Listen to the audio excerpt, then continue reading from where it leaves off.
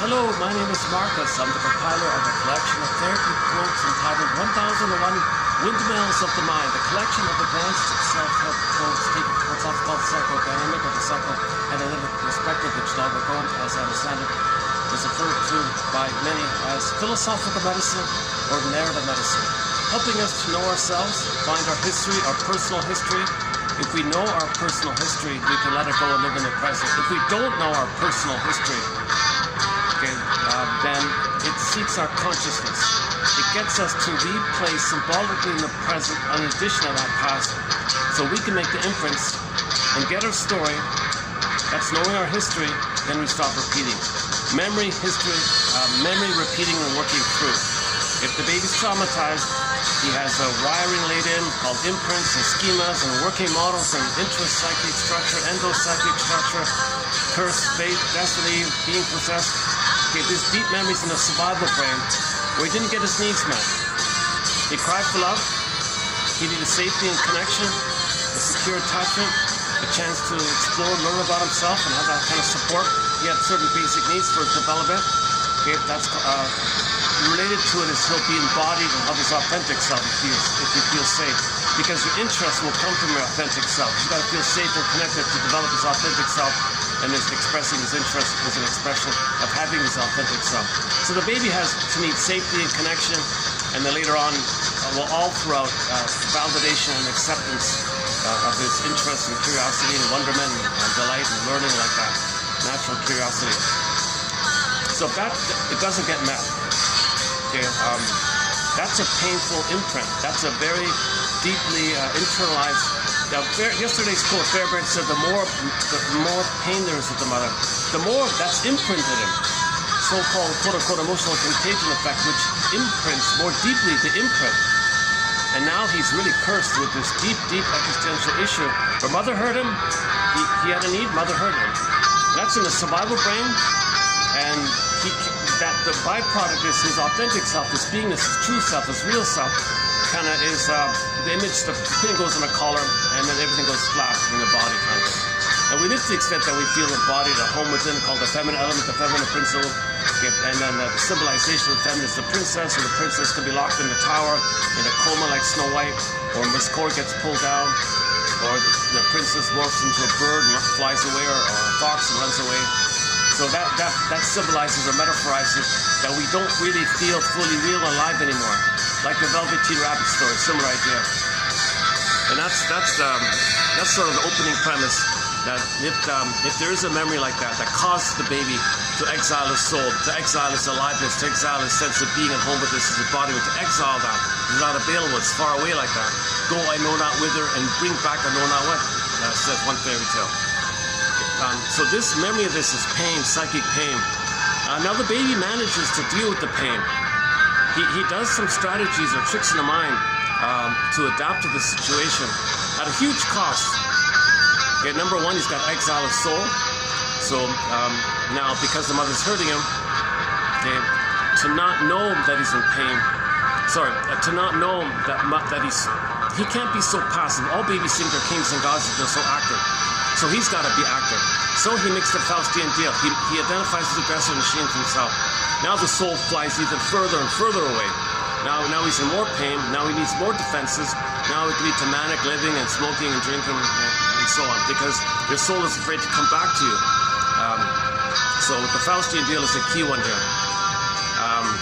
This song in the background called Money, I'll get to it in a minute. Great song, eh? It's a Beatrice Deer covering another band song called Money. So we'll get to it, because I want to open up with a quote.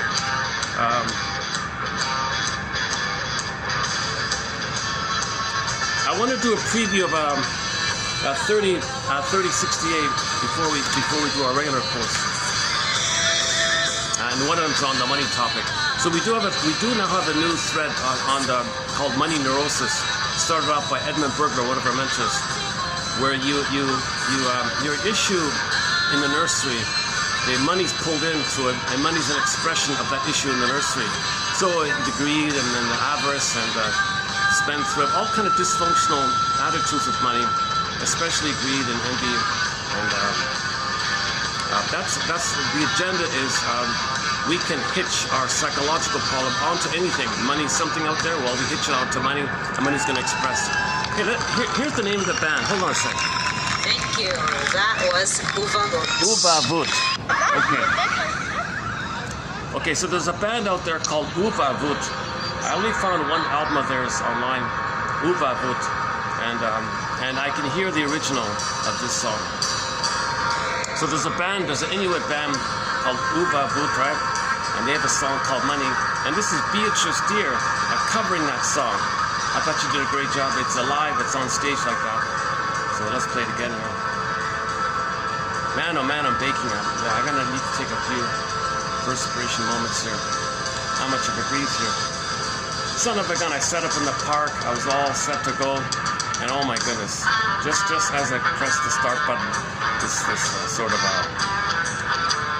an intensely hostile, attention-seeking group kind of just appeared right there. It totally distracted me. I had to bounce around, look for another place here. Why am I telling you this? Yeah, a little disappointment on my end. So yeah, when you have interest and there's an interruption of it, you might feel a little stressed. So I felt a little bit stressed like that. A little shame as well, because I can trigger past experiences that are similar to it, that are analogous to it. So something like that can be analogous or triggering of something in the past. So I did feel a little stressed, and I did feel a little shame. Now that I think about it, I did feel a little embarrassed and ashamed about it, even talking about it. And then, so a little annoyance. I wasn't too angry because it's a nice day. I can find other venues, so I was reasonable like that. But nevertheless, it interrupted the pleasure I had, the momentum I had setting up, getting everything ready. I'm ready to.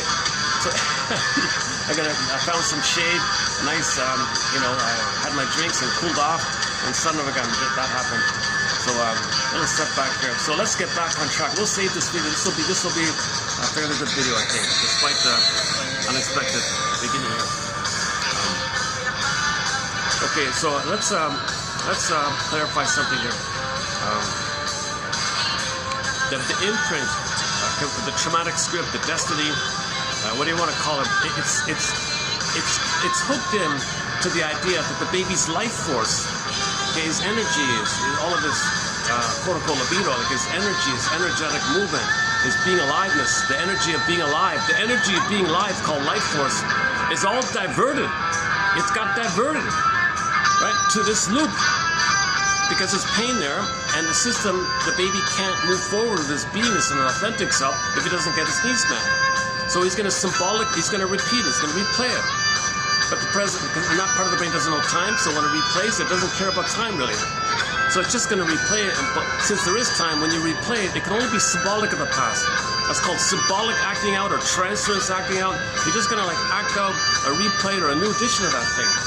You're just going to do like a new episode, like a new replay of that thing, a new edition. They usually call it new edition or replay. I like replay. They're just going to repeat the thing because the baby needs mother's love so he can develop. Didn't get it, pain. But the drive is there, but the pain is there. The drive is there, so when he repeats the thing, the pain is there, but he doesn't know the pain. He doesn't know the pain because in a defensive maneuver, he confesses to the confession of the lesser parameter. He's going to be active. He's going to deny the pain and actively do it again. But the rigmarole is he's disappointed. So do it again, rigmarole, disappointed. Okay. This dynamic, by the way, is called psychomasochism. Okay. Okay. So when the baby expects love, right? He gets hurt. How does he deal with that situation? The baby has a full innate expectation that mother will be there for him, right? How does he deal with this issue that mother's misattuned, malattuned? Okay, maybe she wants to use the baby to meet her needs. She's in a bad mood. She's dumping on the baby. Wants to shame the baby because she doesn't remember that she was shamed, or she thinks the baby's criticizing her. She's attacking the baby. Whatever old cunning tales going on the mother's side. The child gets a lot of pain by this. Baby doesn't feel that baby feels shamed by this, a lot of stressed by this. So the baby feels the four primary ones: distress, fear, anger, and shame. Primarily, right from the get-go, right at birth, he can experience stress, fear, anger, and shame, and different degrees of it. So what the baby can't deal with all this stress and pain and shame and fear. So the one trick is, okay, he's going to quote libidinalize this stuff. He's going to libidinalize mother's rejection. He's going to libidinalize mother failing him and hurting him. He's going to liberalize this pain. Play the song by Pat Benatar, Hell is for Children. Love and pain are the same in the eyes of an abused child like that. This is quote-unquote major crime. Mother was a criminal. He feels like he's complicit in this crime. He's covering up for the mother. He's protecting the mother, covering up for the mother. Baby sing, mother didn't hurt me. It's pleasurable what she's doing. Huge denial. Right? Mother's hurting him. No, she's not. I'll hurt myself. I'm me. Mother's me. I'll be mother. I'll hurt myself. I'm covering up for her. I'm whitewashing. I'm providing cover for her. So like two criminals like that. So this is no one can process this kind of thing. That was Oovabut. Yeah. Okay. Let's play it again. All right. So that's called a major crime in the psychology point of view, in inner world point of view. So the baby's kind of guilty of this. Mother's guilty, baby's guilty. Baby's protecting the mother. Baby needs an attachment. Baby needs a mother. He's got to have a tie to the mother. The only way to have that tie is to internalize her and shame himself. In the Faustian bargain, the Faustian deal, and the Faustian pact called identification to aggressor, Faust complex, mother complex, Joukowsky complex. Okay, it's too painful. The more pain there is, the more the baby becomes her and he shames himself. Okay, now he has this perverse confusion where the pain he experienced is linked to the mother. Mother's meant to be pleasure. Mother's meant to be love, but pain means love. So the rigmarole, he's got this. He's fixated at the rejection point, a masochistic rejection point. He's fixated like a thorn. He's pointed there. The source point is there, kind of. Now he can't know this kind of thing. Hence the idea of the thorn, pulling the thorn in the fairy tale. Okay, so now what the system does, what the psyche does is, since this is too much, it's too overwhelming for the baby to know the truth. The baby can't handle the truth that mother did this. Baby can't handle the truth that he's lying to himself that pain is love. He doesn't know otherwise. He never had the experience of love. He expected it. He gets pain. Oh, that's love, pain? So again, that's called the liberalization of pain or guilt or shame. He liberalizes shame. All this distress and pain and fear and shame and rage and rejection feelings and humiliation and degradation and defeat, helpless, he somehow perversely has to think that that's mother, and he's got to have a mother. So mother's pain, he needs mother, he becomes the mother. So to have a mother, he's got to accept the pain. Major crime, the two criminals. So what the psyche does is, there's a kind of metaphor. Burglar is a metaphor of a courtroom, and the soul side of the person has a lawyer. The lawyer says, "Come on, judge. Let's cut the soul some slack here." He says, "I don't know. Mother's guilty. He's guilty. He's guilty. Oh, come on, man." Okay, long story short, they confess to the lesser crime. Okay, so the judge agrees that the person or the soul will be charged with a lesser crime of pseudo-aggression. That'll be like a rescue station. That'll be like a distraction to preserve the need. The metaphor means he's trying to find a way that the baby's got to think he's got to be active. All babies think they're active. Baby's passive. How does he preserve some activity? If he's only passive, how does he be active? The only one being active is mother hurting him, so he hurts himself. So he salvages that rescue station. That's the rescue station. He salvages the crumb of his identity. Okay, so now he's going to be active.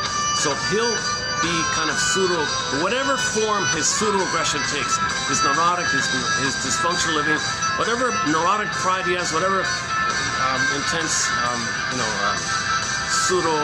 king-like, god-like feeling, he's going to make something, he's going to do something, he's going to be victorious, he's going to win, all this kind of, whatever form that takes.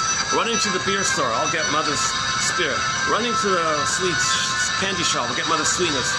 Now running to the casino, I'll get mother's money, the mother's money. Whatever symbolic thing he does, whatever pursuit he has, okay, that's his crumb, that's his identity, that's his only identity.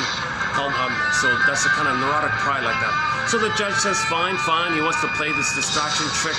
Okay, that's also known as the defense mechanism against the deeper defense mechanism of psychic masochism. So pseudo-aggression is a defense against psychic masochism. Okay, a defense upon a defense. Okay, shall I compare thee to any? So the superego, the judge in the unconscious, says, fine, he's guilty of the lesser crime of pseudo-aggression. Okay, that protects the mother. That protects the rigmarole, that protects the repetition compulsion that he's fixated that mother hurt him. And he can't live without a mother. He's got to have a mother. So being dysfunctional means he's going to distract himself, but the rigmarole, okay, the whole whatever it all is, to whatever degree it is, doesn't matter. It's all a shield. It's all a defense against the real issue. Oh, let me do it. Hold on a second.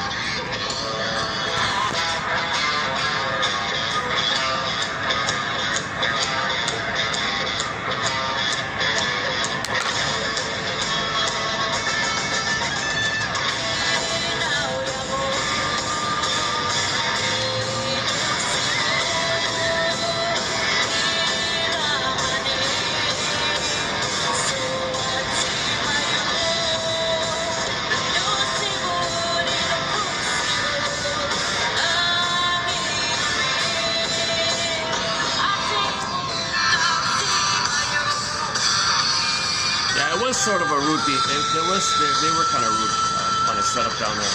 Just a reminder of it. Because yesterday we had that quote where the four adults were ignoring the child in the restaurant. The child was saying, "Could someone play with me? Could someone talk to me?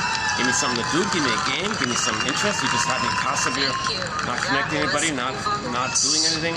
And he kind of was complaining a bit. And they ignored him. He started to cry. They ignored him. He was crying louder. They talked over him, and it went on like that. And then he finally kicked the food around or something, and he got punished. And then my oh my! And then one of them demanded, "What gives you the right to do that?" or something. And then Hollinger had the fantasy: if the baby could speak, he might have said, "Well, dear people, you were being very rude. You ignored my cries. You ignored my pleas. I have needs. I was distressed. When needs are not met, I felt distress. That distress accumulated to the point of anger, and you ignored my anger. So finally, I acted out. Blew off steam. I just was getting hurt. So the parents didn't get it. So distress and anger is an expression of unmet needs. The anger is an expression of the distress around unmet needs. Baby has needs, doesn't get it, feels stressed. And that stress can lead to anger. So anger is an expression of unmet needs if you want to take a shortcut. Anger is an expression of unmet needs. But the midway point is anger is an expression of all the stress there is related to needs not being met. So children have primary need for safety and connection and curiosity and delight and exploring and learning. And that kid was being ignored.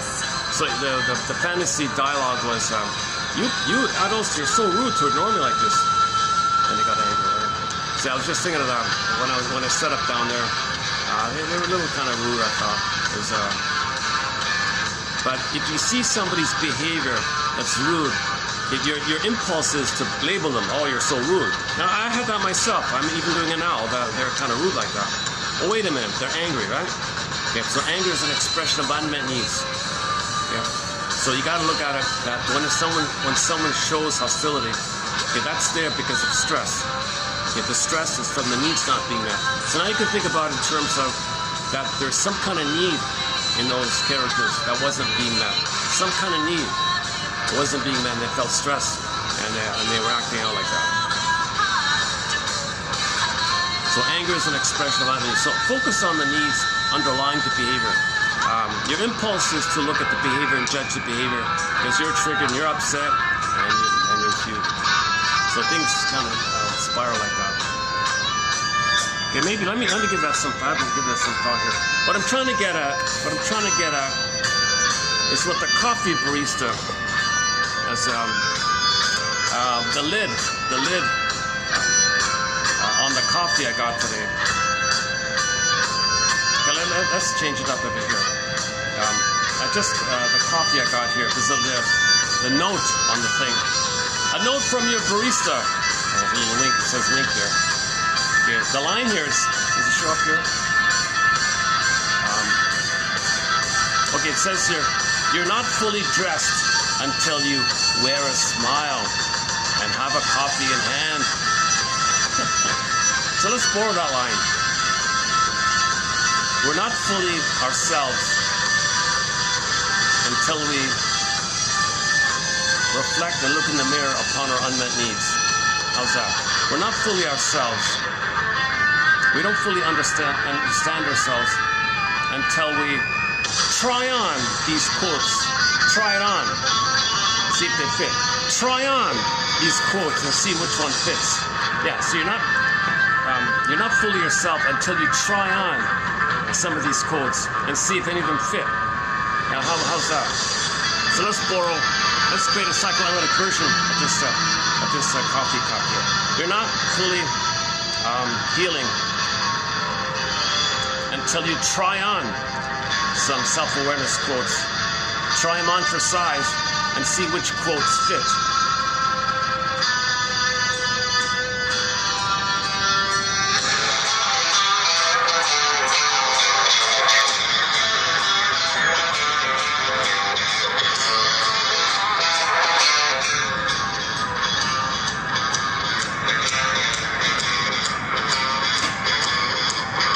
Are we getting it in here? I'm not sure if it's showing up.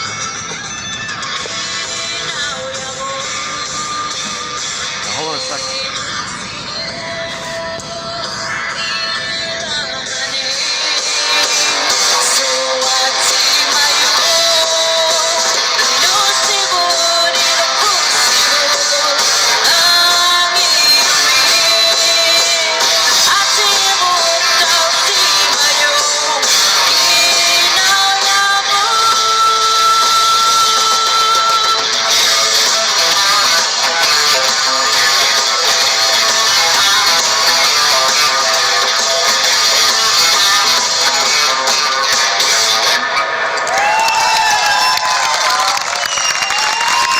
Thank you.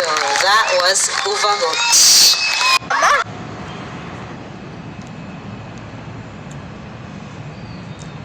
I only have this spot for like a few minutes. They're setting up for the dinner thing. Let's see, can I go back down? Let's check. Yeah, I think so, yeah. Okay, let's go back to the park.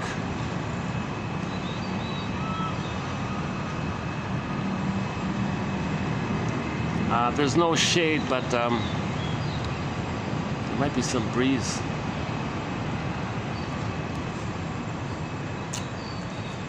Yeah, okay, I gotta...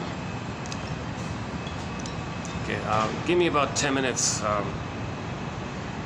So I'll see you in about 10 minutes.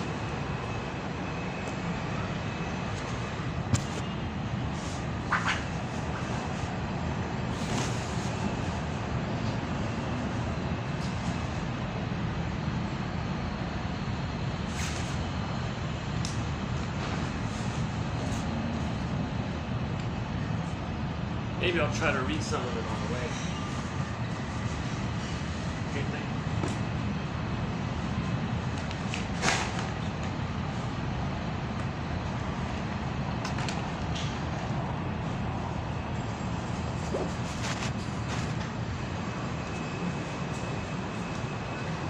See, they're all setting up here, right? So I can't really sit here.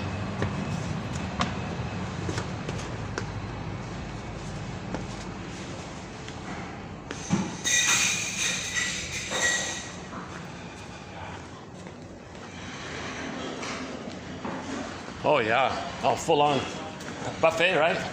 Buffet. Yeah.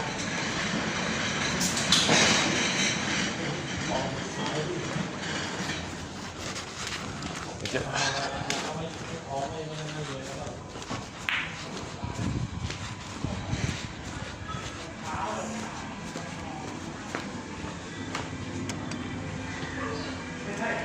Maybe I can read some.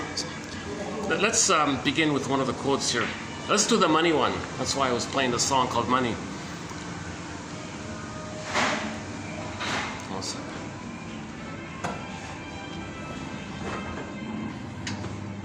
Going down.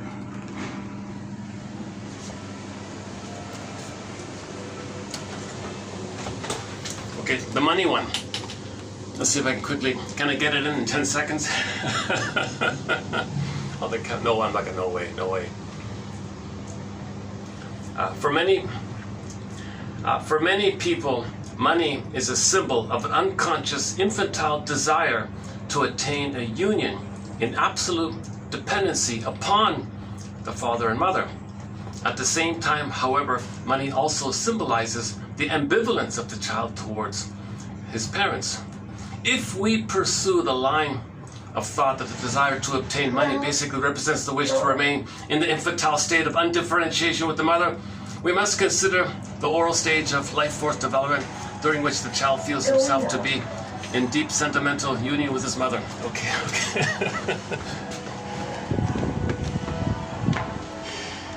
Okay, we got just barely got half of it in. Okay. นี่คือมันเป็นตามซีรั่มของเรา อันนี้ที่หมอบอกค่ะ แต่ต้องลองเป็น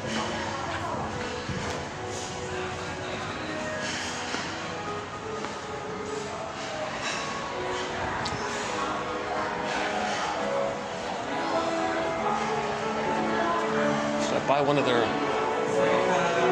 I could buy one of their ridiculously expensive tourist drinks.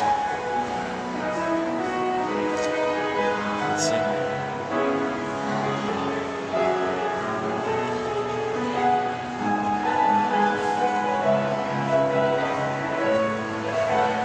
Okay, let's take it outside, yeah.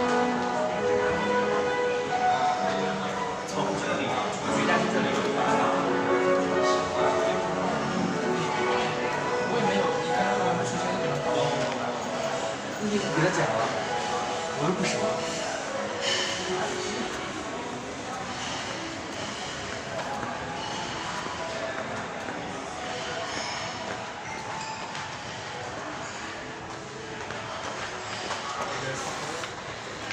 So,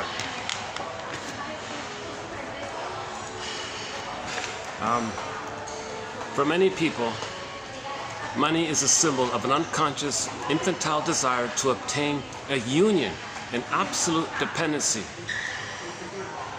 At the same time, however, money also symbolizes the ambivalence of the child towards his parents. If we pursue the line of thought that the desire to obtain money basically represents the wish to remain in the infantile state of undifferentiation from the mother, okay, the blissful oneness, unio mystica, this blissful oneness kind of thing. Okay, we must next consider the oral stage of development, during which the child feels himself to be in a deep sentimental union with his mother. Okay, that's fancy. That's just one way of saying the blissful oneness, deep sentimental union. Nursing at the mother's breast is an act of love, and since the child is completely dependent upon the mother at this time. Okay, here's the key line.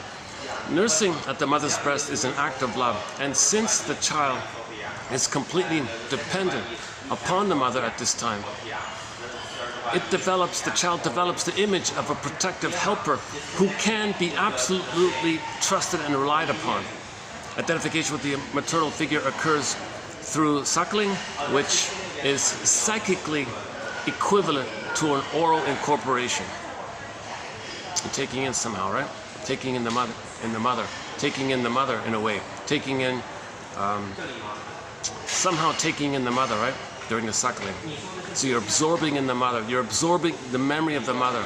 So in your mind, you'll have what's called the soothing interject, the holding interject, the internalized good object, something like that. Money, which indeed originated in the obtaining and distribution of food, thus symbolizes mother's milk. Money symbolizes mother's milk. Okay, here we go. Money symbolizes mother's milk and the emotional complexities associated with breastfeeding. So all dysfunctional attitudes with money, all these kind of erratic, wildly, like a friend asked for a loan, he got wildly enraged. Like, you're taking something from me. Like, I need my mother. Okay, fine, you didn't have to freak out like that. You just could have said, fine, I would have accepted it. And why the intense, rageful outburst like that? You know, so that's kind of a clue in that kind of area.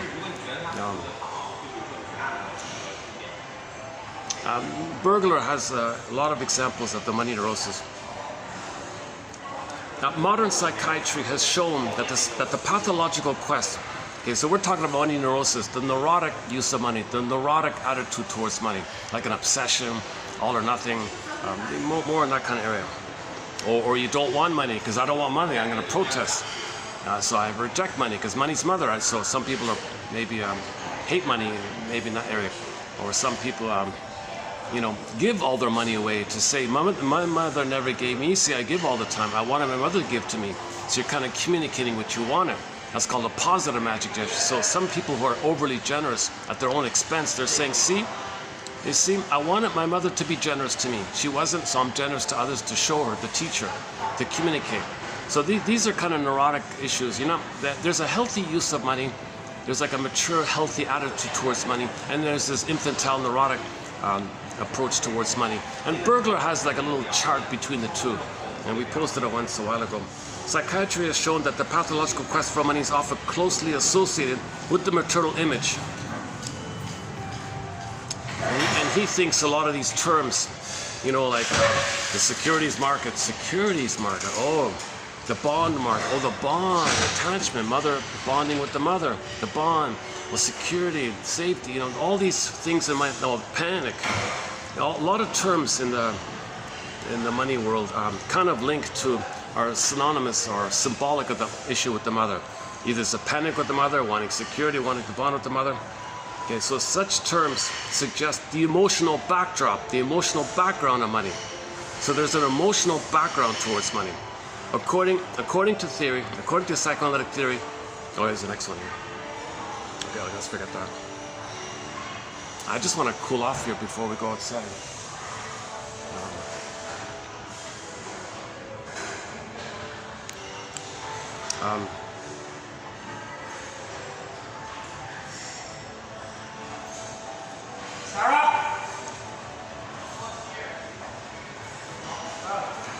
Okay, it's not here, it's in the pipeline.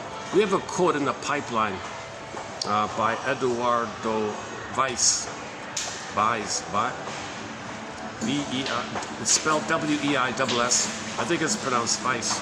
Edward or Eduardo or something like that. It's in the pipeline. He has a reminder kind of thing. When the baby has fantasies of what's going on, what the baby remembers, those fantasies, the impressions he has, the fantasies are colored by his emotions, things are exaggerated. That for him is kind of more real. His feelings around what happened with the mother, that's kind of the burning thing. And maybe the mother just made a benign little thing. The baby doesn't remember a benign little mistake by the mother. The baby thinks the mother's a monster. So that's a deep fantasy like that. Now, if you're going to transfer and repeat with others the memory of the past, you're transferring these kind of fantasy things. That's why people are so irrational like that. He kind of made that point. So that's coming up. That'll be in 3069, that one.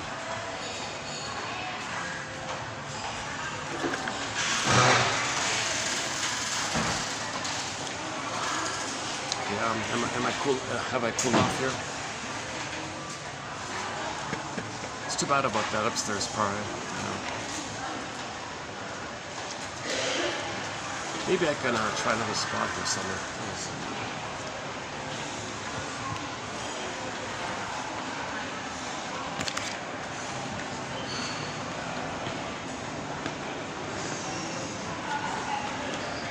Yeah, what about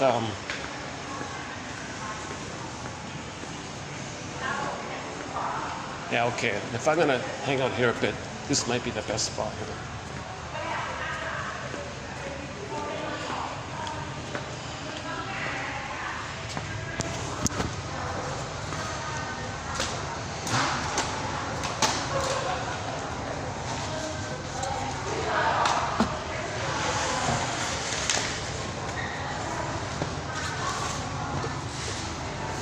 Oh, let's see if we can get the thing with the cup. Is it showing up here? Just want to cover up the... Oh, hang on. Where is it?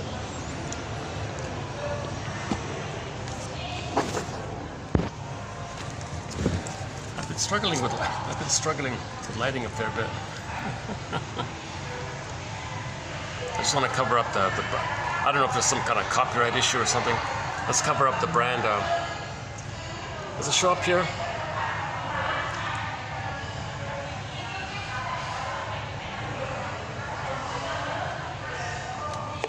If you didn't see it, if it was too hazy or cloudy, it says here, you're not fully dressed until you wear a smile and have a coffee in your hand.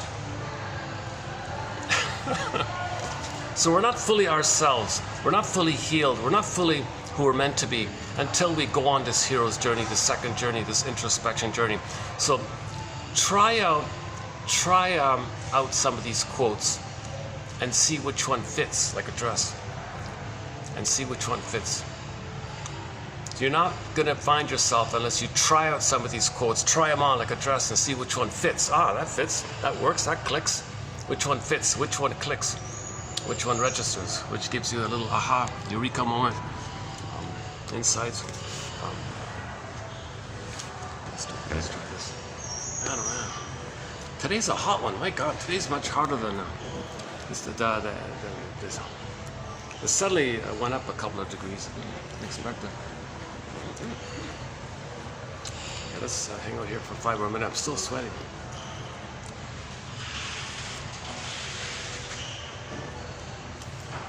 My mind's still on that original interruption, the brute behavior like that. So let's yesterday we talked about Paul C. Hollinger's book called "What Babies Say Before They Can Talk," and he talks about that all babies around the world are we're born with these 9 core affects, and he says you see the facial features. You can take a baby in any place, anytime, and they all show with the photos the same facial expressions, bodily expressions, even tonal, vocal expressions, same stuff. So this is a common human family, same brain, same organs, same brain, same species, Homo sapien. We're all human beings, so we all have the same kind of bodily structure, and we're innate, universally innate with all Homo sapiens. There's these 9. He goes with 9. Other people say there's 10. Some people say let's rename them or something. Anyways, he goes with the 9. So for the time being, let's try out his 9 here. So first off is sort of like the food area, distaste and dissmell. So that's the easy one, right? You repel, something's repellent in the food area, distaste, yuck, so that's called disgust. So he uses disgust for this food issue. And similarly with this smell, the smell one. The odor is repellent to you. It's telling you the food's not, you can't eat it, it smells bad. So bad odor or bad taste like that.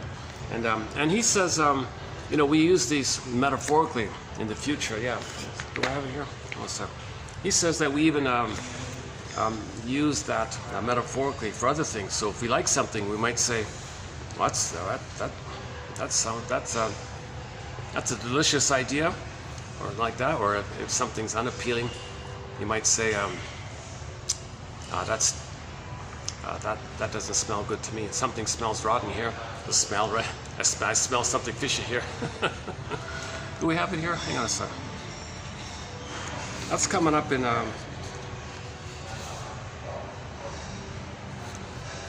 3067. Yeah, here it is here. When grown-ups say a situation stinks. Play the song by the J. Giles Band. Love stinks. Yes. It means he's being reminded of the pain he felt with the mother, distress, all the pain and distress, dissatisfaction. So it's kind of like it stinks, right? So you transfer that to metaphorically, psychologically, metaphorically speaking, that being reminded of mother hurting you, that stinks, man. Love stinks. So usually with trauma, you find a copy so you can know your story. You replay, reenact, recreate the thing so you can know the thing. If you don't know the thing, you're going to keep on repeating until you do so. So when there's trauma, we repeat in an attempt to find our story, in an attempt to find our history. Once you know your history, you're not haunted by it. The ghost is laid to rest, the albatross, you're free from the past, you can enjoy the present. If you don't know the past, you don't know your history, okay, there seems to be this, and if there's pain there, it seems to kind of like repeat itself somewhere. We're talking mainly on the personal side. But some people think that quote from a couple of days ago, what's his name again? There's a tribute book to Franz Alexander, like a celebration of this guy's life work called Franz Alexander. One of the essays in there was about the reason our history books are meaningless, because the people who write these history books don't know themselves. So psychology creates history. So how do we understand that? Like, how do we grapple with that? So historians, in their effort to find our history, that's kind of like our story in the past. But they got to know themselves in order to do so, because they're a part of history. So they have the psychology from the history, and psychology creates history. So that's called psychohistory, and I'm calling it psychosociology or something, just for the time being. So how do we study this interplay between psychology and the sociological and the psychological, like that?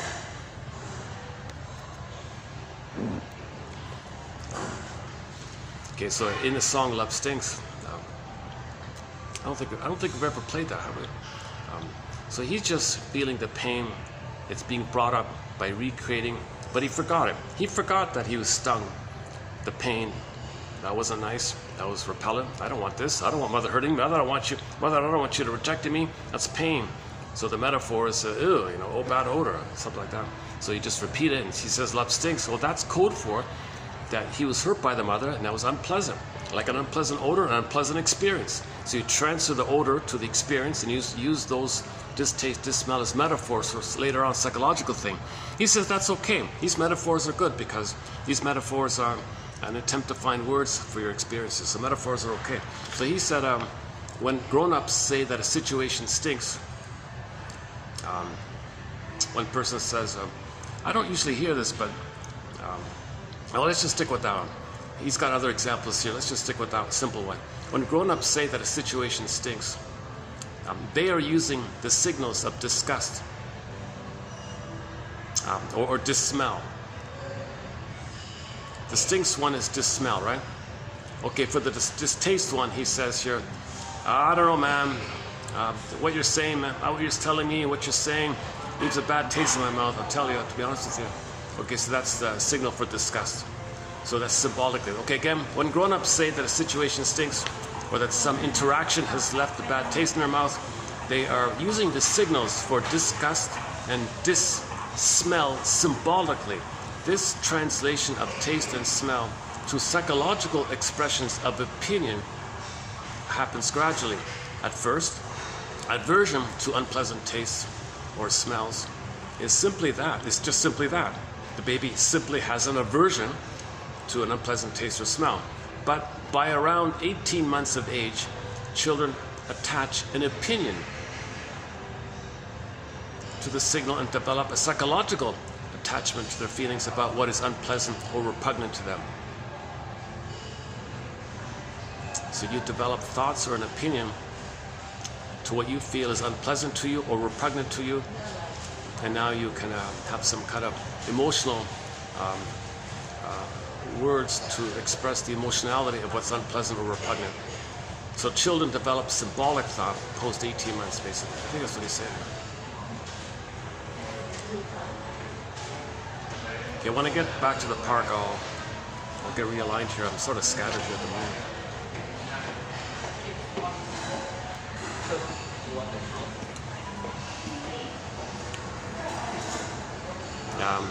I don't really like doing this because people are worried about privacy. Is he filming me and this kind of thing? So I'm very careful in that area. I almost never get anybody. Okay, once in a blue moon, someone will pass by behind me or something, just by accident. But generally speaking, or the odd waitress might pass by or something. But I once tried to do a video in a hotel. There was a huge sign there: no filming, no video, no selfies, no nothing. Whoa, you're kidding? Seriously?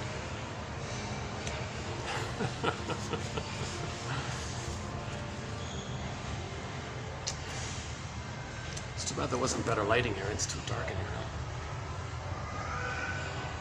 now. Okay, let's go outside. Okay, I'll see you in give me a good 10 minutes to reset up outside. So hang in there. So your mission, should you choose to accept it, for the next 10 minutes, think about, let's go back to the money quote here. For many people, money is a symbol. So let's say the baby doesn't get his maternal good times with the mother. There's food in there, right? There's a mother and there's food. That's all whacked, it's disturbed, it's painful. So when there's trauma, we have the unconscious hope for the fulfillment of old unfulfilled needs. So the original real need was for a mother's soothing and sweetness and comfort and rhythm of safety and a time of oneness, a time of blissful oneness, oceanic feeling, oceanic oneness, blissful oneness, participation mystique, unio mystica, Garden of Eden, Shambhala, Shangri-La, Nirvana, Avalon, this kind of paired unity, mother infant dual unity, this deep, what do you call it? Oh, he calls it a deep sentimental feeling. That's fine, a deep sentimental union. He calls it here a deep sentimental union. Well, he's avoiding jargon, eh? Deep sentimental union. That's not too clear, is it? I think this feeling, blissful oneness, is better. The two are one. We're one. undifferentiation, non-differentiation. Baby doesn't know where it begins and ends, where the mother begins and ends, and the two blurred up like that. Maybe it's kind of like in the mind, there's some kind of sizzling about in relation to a sense of self, some sizzling in the mind about what the mother might be. And these two sizzling things are blurred up, and you got the sizzling, and the child thinks the two sizzling things, that's all him. Kind of like two clouds blurred up, and the two being one, child thinks the whole system is him. He thinks it's all him, that the mother's him. The mother's a part of him, an extension of him. So that's why he's so important.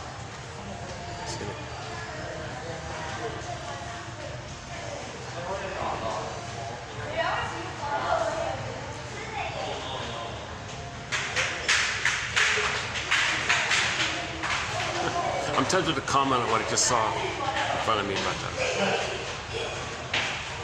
Let's go back to the quote here. Yeah, so overeating could be in there. You know, this food idea. So if you didn't get mother's love, you look for symbols of it. Money is a common symbol for mother. Material, because matter, material, you can buy things like a body, material possession. Makes you safe if there's a stable thing there, right? So if you buy a nice new cabinet or something, nice new tables and sofa and furniture, things that are stable there. You know, you want material, like you want to buy nice things and things. So you're focused. It doesn't work. You still feel something's missing. It didn't work. It felt good for the minute, but it didn't really work after a little while. You're not healed. It didn't change the memory of mother failing you. When you symbolically act out, you just feel good for the minute due to the fantasy element, due to some. The fantasy is there's mother. Wait a minute, that's not mother. The fantasy can only hold so long. Fantasy triggers up good feelings, so you might be dependent on material to keep the fantasies going. So you're not really healing like that. So that money can be, I think maybe that's sort of one way of saying what he's saying. That if you have an irrational attachment to money, and you're driven by money, he says here. So these are the gold diggers and I don't know, ambitious people or scammers and whatever. And the criminal side of us, they feel entitled to get it for nothing. Mother's supposed to give it to them freely, so they grab it, they take it. I'm entitled. Mother's supposed to give stuff to me freely. So we had a quote about the shoplifting lady in the TV show Nashville. So she was wealthy, she's a wealthy girl, but never had mother's love. So she'd go to the cosmetic section, and she would nick these little things, thinking that they're representative of the feminine mother-daughter interaction, and maybe mother would comb her hair and put cream on or something. So the gentle touch, the tenderness, missing the skin touch, missing combing hair, missing mother's kisses. So she'd steal lipstick, thing or that these kind of feminine products like that. So she felt entitled to take it. She could buy the whole department store. She was a billionaire. She could buy it. That's neurosis, right? She's got money to buy the department store. She can buy the whole chain of franchise. But no. Someone just took a picture of me, I think. Maybe I'm wrong.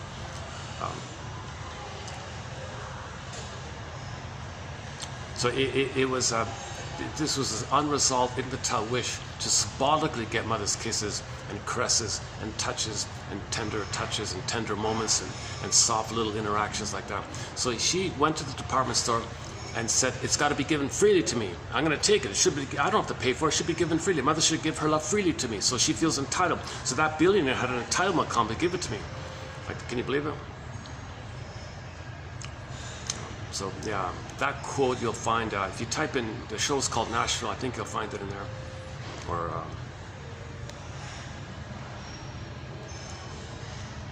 so anybody who feels that they should get something, that they're like the world owes me, mother owes me. People who have that slogan, the world owes me, I'm entitled. Okay, that's the baby. The baby is, from the baby's point of view, yes, the mother should provide love freely, unconditionally, blissfully, happily, like that. That's supposed to be, but a trauma like that, they have that slogan, I'm supposed to get, so you transfer that to, that's like a timeless thing. So the people's attitudes reflect that, as above, so below. So the as above slogan, oh yeah, the world owes me, and I'm entitled, I don't have to give, I should receive. So that's a reflection of the baby. We don't remember this memory so the inside is the memory that as a baby, he was in that place where he's entitled to receive unconditional love, unconditional positive regard, unconditional acceptance. Mother meets the baby's needs freely, doesn't take anything from the baby, just gives to the baby. Whatever the baby needs, mother provides it. It's just like an automatic flow like that. Rhythm is safety, rhythm. Just like in the uterus, everything baby's needs were automatically. When the oxygen was coming, when the food was coming down the center vein, he needed it, so it was there. Waste elimination goes up the other veins, placenta takes care of it. Whatever he needs, it just flows back and forth. That's supposed to continue for the first 4 to 5 months. And mother wrecks that. He's set in with that kind of attitude. So that attitude can be transferred onto money. So money can be pulled in for this. Money can be symbolic mother.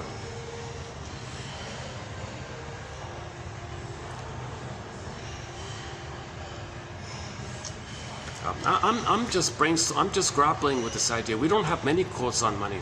We only have it's a new thread we just began recently with Edmund Berger from his money book. So we covered the stingy guy and the gold digger one and a couple of definitions. So we don't have that many. There isn't that much on it. There isn't that much material about the psychoanalysis of money. So I just found this one here. For many people, money is a symbol. And this is an older one from the 40s or something. For many people, money is a symbol of the unconscious, infantile desire to attain union and absolute dependency. So the baby didn't get his dependency needs met. He didn't get that blissful oneness needs met.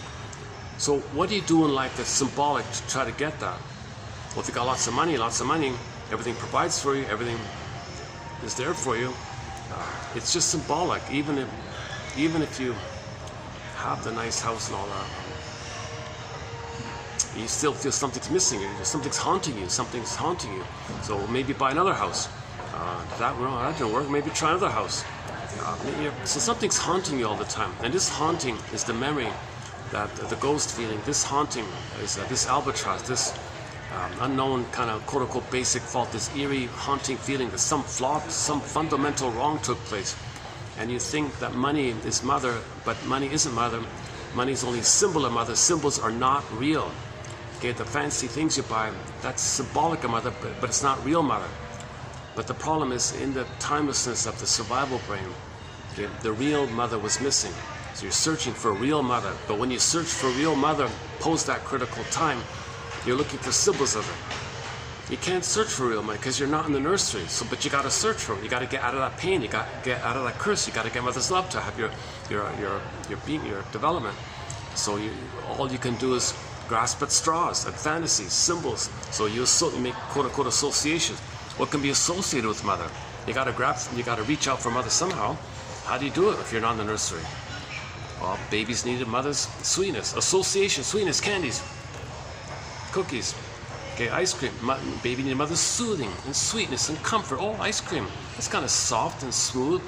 Yogurt, these kind of things. Doesn't work. And then the money's the big one, right? So the material. They even say that money and material and mother all share the same root word. The root word in ancient, long ago, was M-A-T-E-R. And from this M-A-T-E-R, however that's pronounced, it branches off into those three: material, matter, like stuff, matter, and mother. Oh, and then money, and money. So money, mother, matter, material, all comes from this ancient root word, M-A-T-E-R. Oh. Okay, let's take it outside. Okay, 1 sec.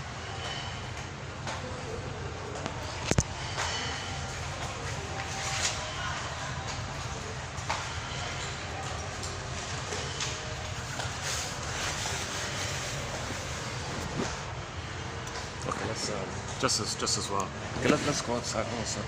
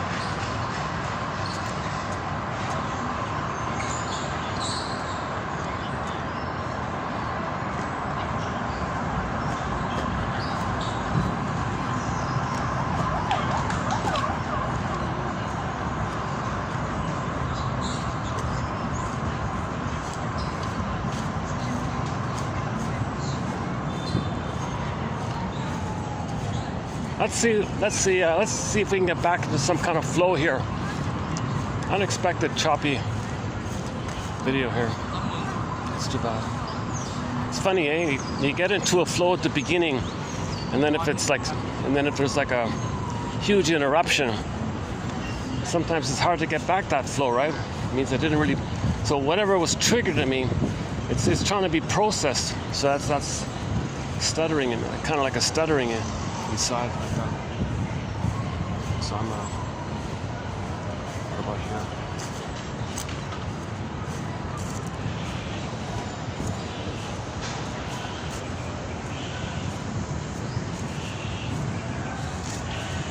Let's try this. Is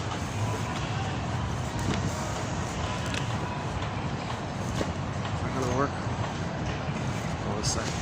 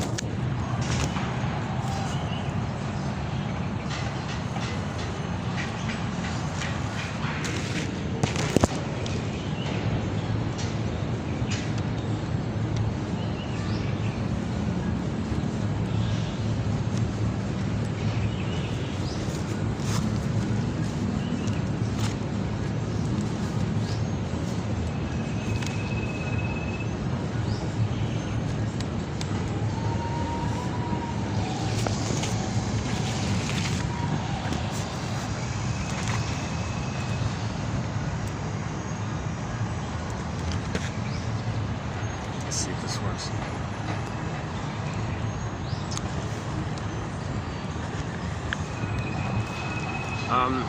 This money one is kind of vague, so I feel like I wish you said more. Like I wish you were more specific. I wish you spelled that out a little more. So gotta start somewhere, right? So this is a prompt. So I'm a little curious about it.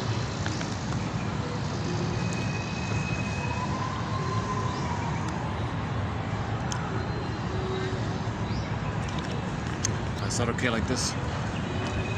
My chair's not holding up here too well.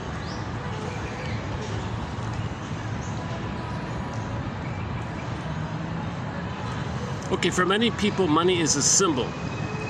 Okay, symbols, when you say symbol, so there's a practical side of money. We get that, of course. Medium exchange, we need money to pay the bills. We get that, of course.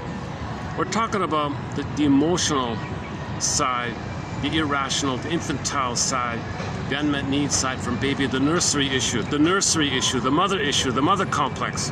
So the money complex is basically synonymous with the mother complex.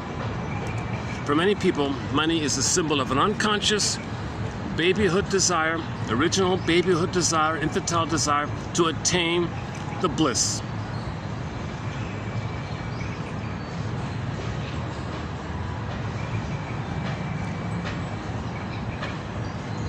So we're talking beyond basic needs. We're talking about the surplus money. We're not talking about the practical, healthy side.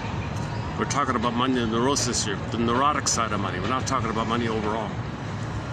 At the same time, however, money also symbolizes the ambivalence of the child towards her parents. So the ambivalence, the love-hate we have with the mother, that might be transferred onto money. The need Okay, the immense need for mother, the immense need for money. The immense hate for mother, that she refused love, then you become a miser and refuse others. Others are you, and you refuse them the way your mother refused you. So being a Scrooge miser character, Grinch and all that, yeah, Scrooge, right? Those kind of characters. Okay, they're miserly because the mother was emotionally miserly. Okay, so that's symbolically recreated. Others will play him as a child, and he'll be miserly with money. That's symbolic of other to them, because he's become the refuser. So as a baby, Scrooge was refused emotionally in the love area. He becomes her. Everyone else is him. He plays the refusing mother, so he refuses money to everybody, including the people who are close to him, around him, who served him and all that. And in that quote by Burglar, his relatives and family are all frustrated with him. He was miserly towards the children, made excuses. Look at that, eh? That's disturbed, right? He wouldn't give a proper allowance to the kid. He'd make the kid beg for a crumb or something. You know, that replays what happened to him. That as a baby, he had to beg for mother's love, and maybe the mother gave her a crumb. So in the allowance, he's very stingy with the allowance. The other kids around got a normal allowance kind of thing. He got next to nothing, and he had to cry and beg for it. So this is neurotic. This emotional issue transferred to money, and money is kind of pulled into this drama. So when money's pulled into the drama of the nursery, that's money neurosis. Yeah, maybe we can say it that. When money is pulled in to the drama of the nursery trauma with the mother, then we call that a money neurosis. Money is being into neurotic use, is being put into neurotic use.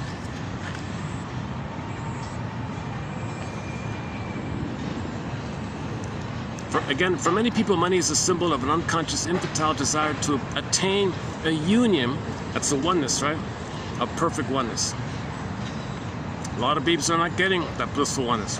They lose it right at birth. They lose it right at birth. That's called birth trauma, betrayal trauma. They lose it right at birth, many babies. Mothers fail to provide a positive emotional interaction that could restore it. If the baby gets a negative interaction, okay, if the baby sets down an original negative emotional interactional pattern with the mother, that's a sign of this. Okay, needs not met, angry. Mother said, "Oh, you're blaming me?" That's a problem. Once you get into this argument, this power battle, this battle of wits, or this power struggle, once the mother and baby gets into this fighting thing, that's a negative pattern. And then money will be scooped into this pattern, or the pattern will be scooped into the use of money will be dominated by this pattern. Hence the phrase money, the neurotic use of money, or money neurosis.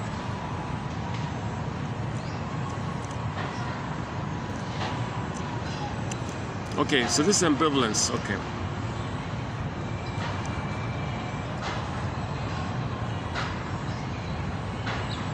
If we pursue the line of thought that the desire to obtain money basically represents the wish to remain in an infantile state of undifferentiation from the mother, complete dependency on mother.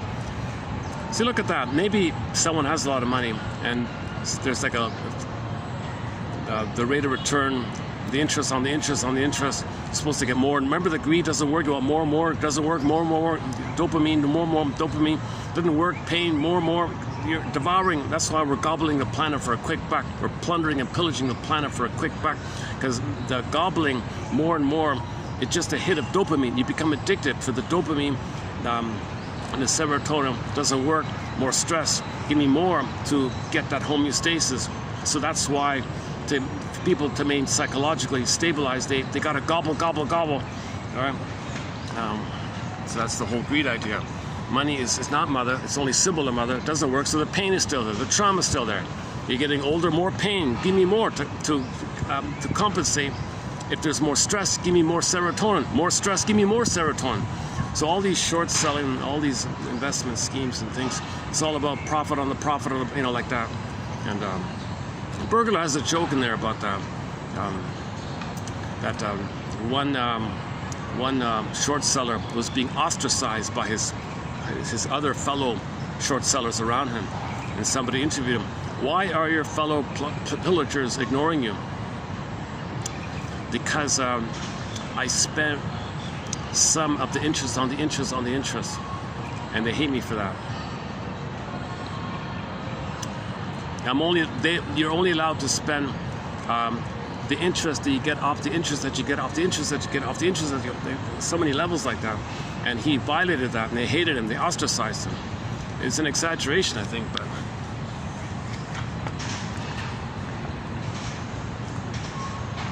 See, that makes the other people dependent on money to maintain the homeostasis of the supply. Narcissism is an addiction. So narcissism is the search for a mother. It's an addiction. And you're not going to get mother, but you got to get fantasies of mother. Money can give you fantasies of mother. And if you get fantasies of mother, there's the blissful feeling. So it's a drug-like thing. So greed is addictive. Definitely. Narcissism and greed is addictive. And then there's more pain, you got to grab more. More pain, grab more. More pain, that has a snowballing effect. Okay, that's why we're gobbling the planet for it, like this. Self-devouring society, they call it. So what a curse, eh? That baby doesn't get his needs met, and he's going to spend his whole life gobbling, never happy.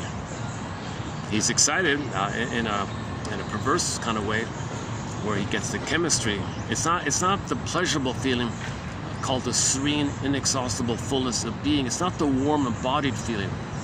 Right? Enter the catwalk thing. So he might go to the catwalk thing, and the model is a symbol, is the woman of all women, represents all women, like the ideal of all women is the model, right? Well, for the baby, the mother's all women. The woman of all women is the mother. So you replicate that. Now the mother's meant to be embodied. So the ladies on the catwalk are told to walk like a cat. Cats are embodied. They have that swagger, they're embodied. They're in their bodies, so they feel real and alive. So there's the fantasy. Okay? Plus the models are kind of in their own little bubble. Well, babies need to be in a little bubble. Models don't show feelings, so they don't have needs. So the mother's not supposed to have needs. Okay, the viewers are kind of in a passive watching up position. Okay, that kind of triggers the baby nursing position. So you got these different factors like that. It doesn't work. It doesn't work.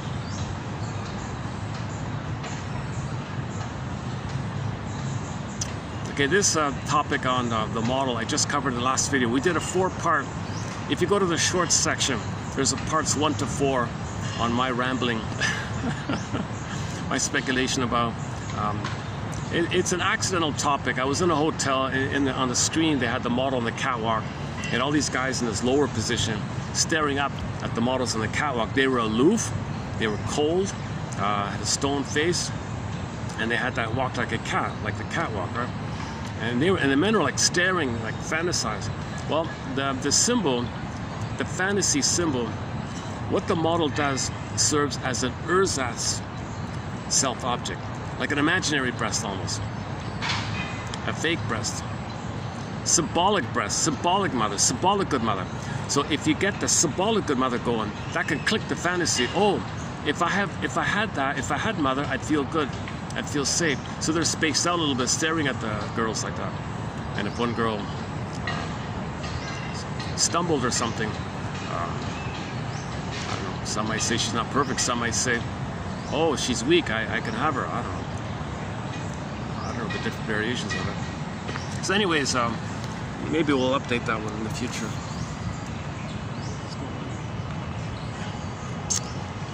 Hold on a sec, let me make an adjustment here. It's almost impossible to get anything flat around here. It's all so wobbly here.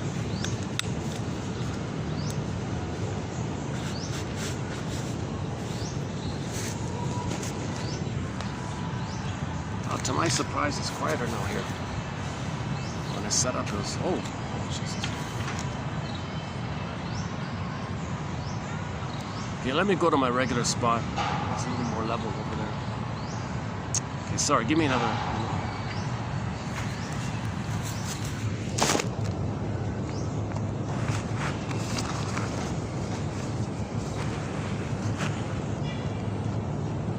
How's that?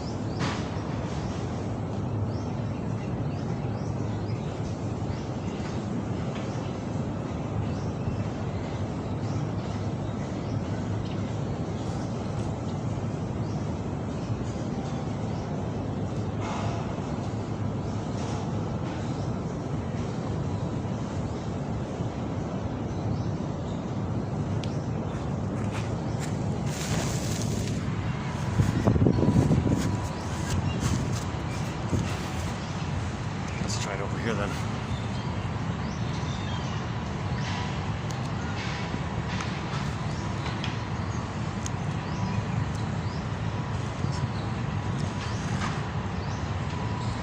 I've been using Burglar's example about the slot machine.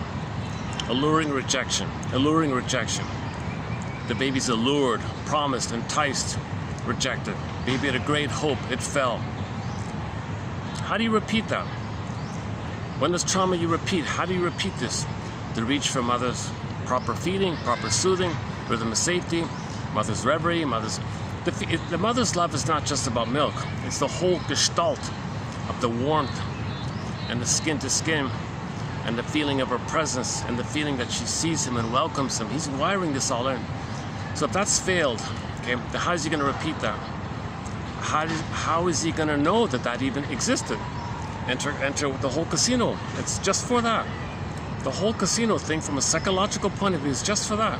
It's to know, to discover, okay, by your losings that you lost with your mother.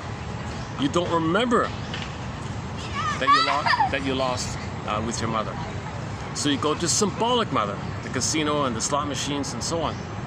You put in your hope, you pull the lever, click, click, click, disappointed, ouch. So you're meant to make the inference that you had an original ouch with the mother. That the mother was promising and alluring and rejecting. Just like the slot machine.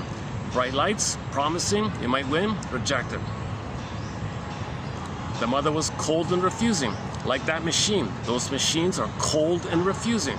That's kind of, then that's the inference that the mother was indifferent and refusing. Oh. Kids playing.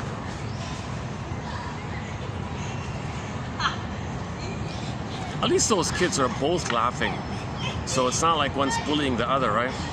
Because if one's scared and the other one's chasing him like a, he's excited and the other one's terrified, that's the bullying.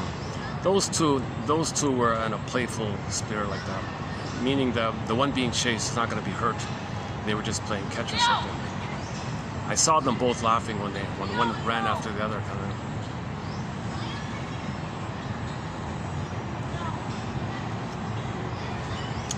Healthy enough play, right? But if one of those kids was abused, he'd be the bully and attack the kid. If the baby's, oh my God, if the baby's hit, he'll hit someone in the schoolyard. Basically. Too much pain, you identify with the aggressor and do unto others what was done to you. That's the attachment theory, the Faustian deal, and you want to protect your mother, so you imitate her. So you don't know that this happened to you. So you make some excuse that it's okay to, he insulted me, he slighted me, I'm gonna hit him. Okay, wow. That's no reason to hit your classmate or something. So,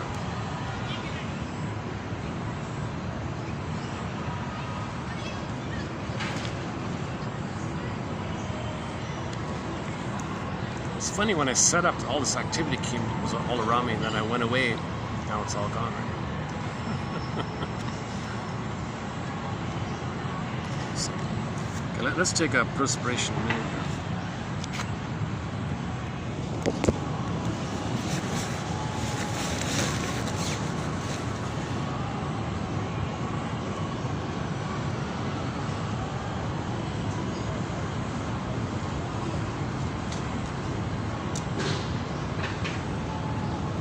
Yesterday we played Delirium.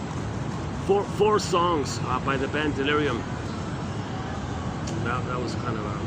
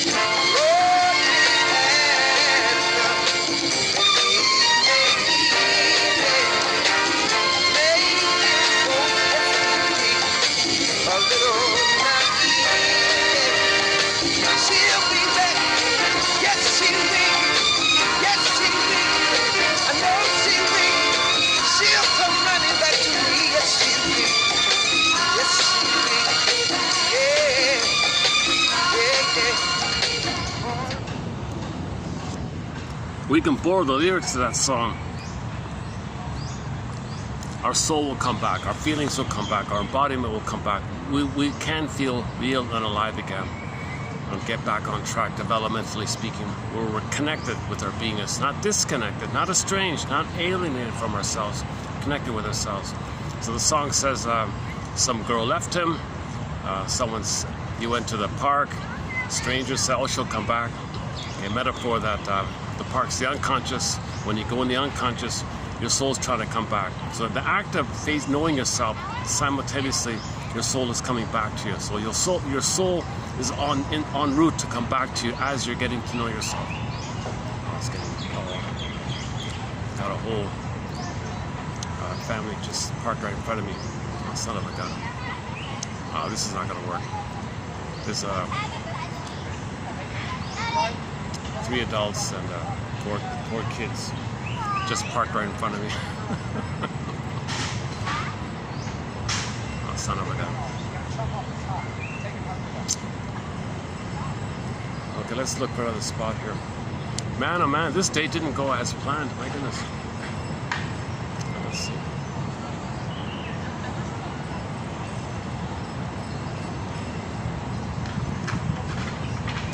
Maybe I'll go to the side then. It's got the speakers, the mall's speaker announcements all the time. Oh, maybe they're gonna move. I see it's right in the sun, right? It's too hot. Oh, hang on. They're moving. See, it's too sunny, right?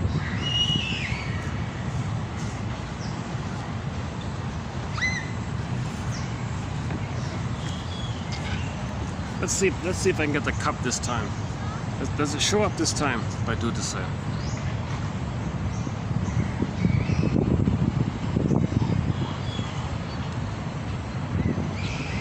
It's not showing up, is it? You're not fully dressed until you wear a smile and have a coffee in hand. So we're not fully recovered, we're not fully healed, we're not fully ourselves, our real selves, until we try on some of these quotes to see which fits. And then look in the mirror. Hang on. You're not fully dressed. Okay, you're not fully real. You're not really yourself. You're not really yourself until you admit your history. You're not really yourself until you know your story. So these quotes are helping you to know your story, your history.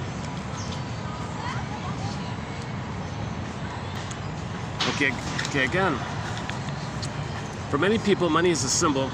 For many people, money is a symbol of an unconscious, infantile desire to attain a union in absolute blissful oneness. But don't forget, there is ambivalence with the mother. There is memory, need, fear, ambivalence, love, hate. Okay, and you can cross over and reject it. So you reject others. So you can be very rejecting if you become the rejecting mother, or if you have hope, you're greedy. So you can be both. You can be greedy and rejecting. Things are flipping around. If we pursue the line of thought that the desire to obtain money basically represents the wish to remain in the infantile state of non-differentiation from the mother, we must consider the oral stage of life force of development, childhood development, during which the child feels himself to be in deep sentimental union. Yeah, that's a weak phrase, I thought. Okay, deep. Blissful one, let's just say blissful oneness with his mother. It never works, right? If it worked, jeepers. Why is there so much ennui and envy and greed and hate and hostility going on with the riches of the richest, right? It's not working. It's perverse. It makes things worse. It doesn't work.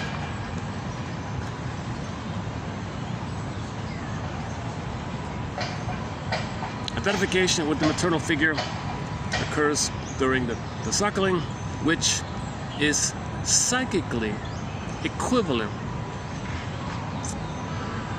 to taking in mother. So when you're taking in money, when you're gobbling money, you think you're taking in mother, which you didn't get. You got the powder stuff, you got the force feeding, the schedule feeding, and you got feeding on schedule. You didn't get a real mother. You stayed alive with the powder stuff. You were angry by it, you were ashamed by it, so you never got money. You wanted mother, so you look for money to be mother. So when you gobble in money, it's psychologically you think you're taking in money. Yeah, mother. Yeah, so here's the key one here. Money, which indeed originated in the obtaining, identification with the mother figure occurs, identification with the maternal figure. So you're the mother, you're one. You and your mother are kind of one. And the mother hurts you, you're her.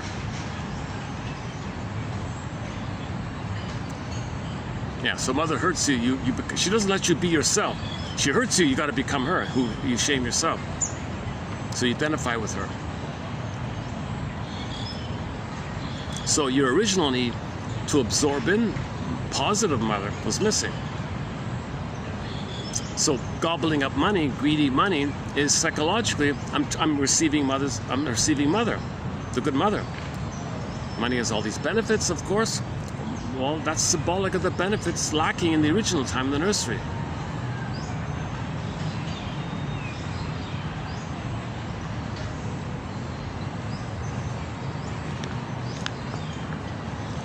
Right? So for the first 4 to 5 months, the baby's meant to be in a blissful oneness. This blissful oneness. This deep sentimental union. This blissful oneness. During that time, he's in receiving. Mother's not hurting him. Mother's not expecting him to take care of her. Mother's not using the baby to meet her needs. The mother's there to meet the baby's needs. So he's taking in mother. He's quote unquote taking in good mother. Taking in good mother allows him to be himself. The mindset is, I'm okay, you're okay. He's got to take in good mother that allows him to be himself. That's missing. he's only taking in the hurtful mother, the rejecting mother, the alluring and rejecting, the alluring and rejecting. Sometimes the mother's only nice as a brainwashing trick that he'll get some crumb of mother if he promises not to be himself. So go to Masterson spoke about the difference between ro-ru and wo-ru. R-O-R-U acronym versus W-O-R-U. The two sides like that. So the child has agency and needs, mother withdraws, mother rejects, mother punishes. Baby gives up that, she rewards. Good.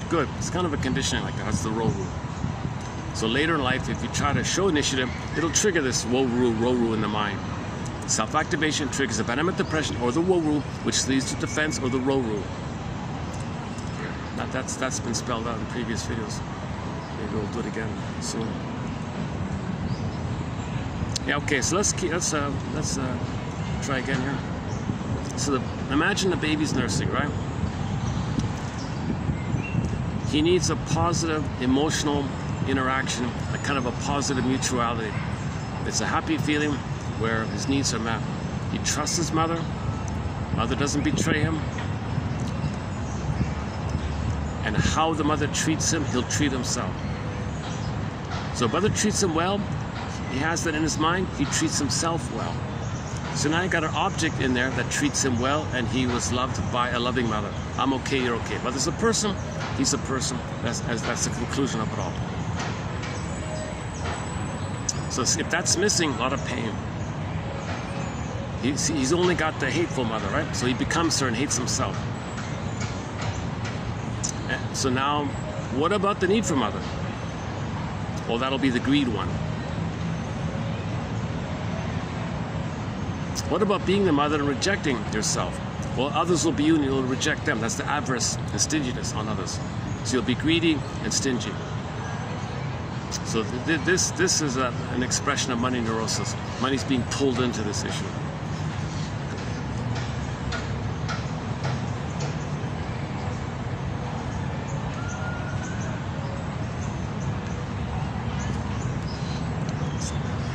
Someone just took a photo of me. I guess this is an interesting scene, right?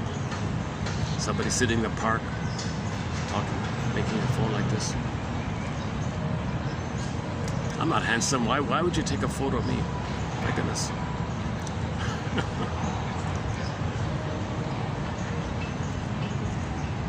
Someone's just right in front of me here.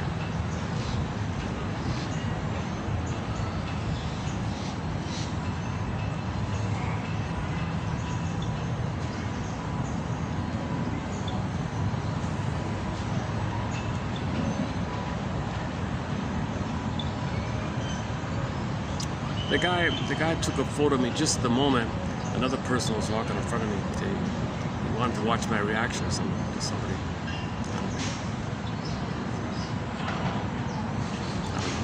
Maybe just a coincidence.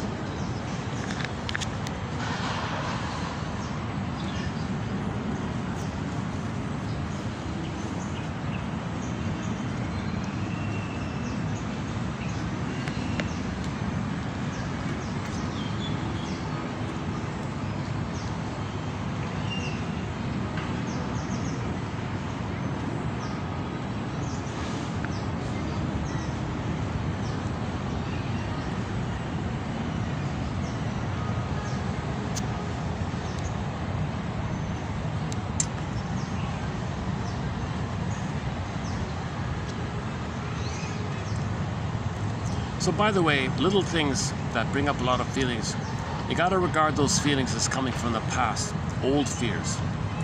Little things can trigger the past.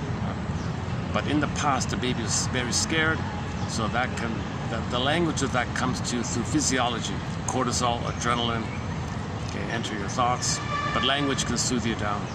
So Hollinger's sequel is called Affects, Cognition, and Language. Those three. That development is related to those three. Your emotions, your thoughts, and your language. Language can perpetuate the problem, or it can heal you. So two sides like that. So hopefully in the future we'll get access to that book. In the meantime, we're discussing his earlier book called What Babies Say Before They Can Talk. Self-help book. So yeah, let's go get there. The past 3 videos we discussed, the past 3 videos were on his book. And this video, I'll do a part 4 of 4. I'll do the part 4.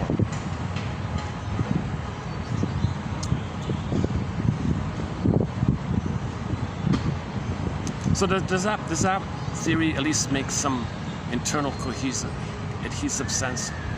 The baby's supposed to take in the positive experience, the warmth, the soothing, the interrelationship, the interaction. He's got to incorporate in, take in, receive in this warm, loving vibe with the mother, this rapport with the mother, this mutuality with the mother, this acceptance, her consideration, her understanding, her recognition, her loving gaze, the skin-to-skin contact, the entrainment, the rhythm, the smoothness. He's kind of taking in all this, kind of like in the uterus, he's taking in all the experiences, growing, developing. So after biological birth, he needs that growing, developing in that same kind of spirit called the social, extended social, interpersonal womb. It's kind of like a continuation of the womb. He's in a blissful, diluted place like in the uterus in the very beginning. So the first 4 to 5 months is considered to be an extended womb-like thing. It's a oneness kind of thing. It's a oneness kind. Yes, he starts to recognize the mother, but psychologically, he's very dependent on her. He's very passive and helpless and totally dependent on her. And yes, gradually he starts to. But anyways, for the first 4 to 5 months, he really needs that extended uterus time to begin to hatch out of the quote-unquote egg, psychological egg, for a psychological birth. No egg, no birth. He needs the egg for the birth. And the problem is, how do we get psychologically born if we don't have a psychological egg? So all babies need a psychological egg for that. And in that egg, it's the blissful union. The blissful union. And now if that's missing, you see, you look for something symbolic of mother that you think could provide that could establish that. So you're greedy with money, and as you're absorbing in the greed money, make excuse, don't care about others, you're just greedy. Okay, don't care about others, obviously. Because the person in greed mode doesn't care about others, because the baby doesn't care about others yet, because the baby is totally egocentric. He's totally dependent on the mother to love him, to finally get to a place where he can care about others. If mother cared for him, but he never got cared by the mother. You can't expect someone to care about others if mother never cared for them. You know, that's why people are confused. You know, why people, a lot of money, don't seem to care about others. Some people with a lot of money don't seem to care about others for some reason. Well, that's a reflection that the mother didn't care for them.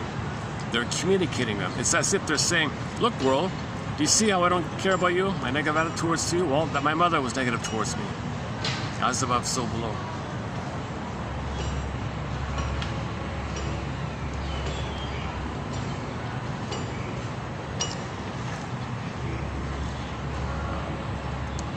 I need to make another move here. Let's see.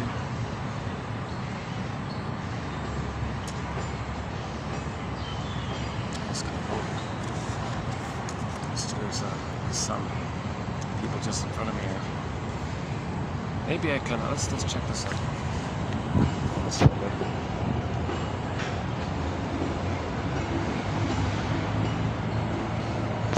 All right, let's go to my trusty old regular spot here. Okay, sun or no sun, let's go over here.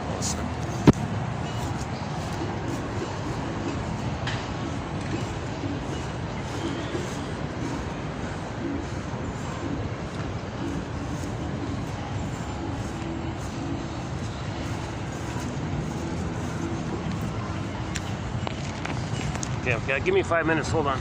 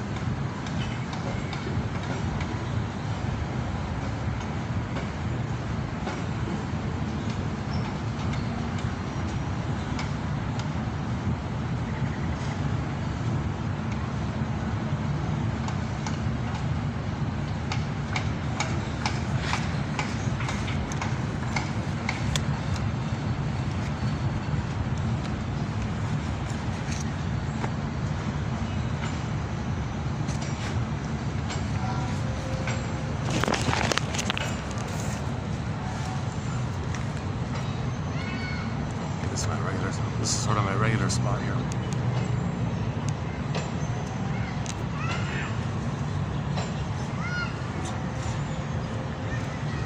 You know, some people can't be alone.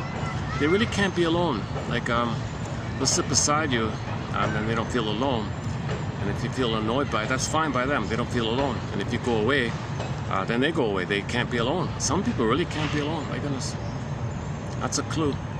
That's a total clue that they never felt safe with the mother. So they don't have any kind of soothing presence in the mind.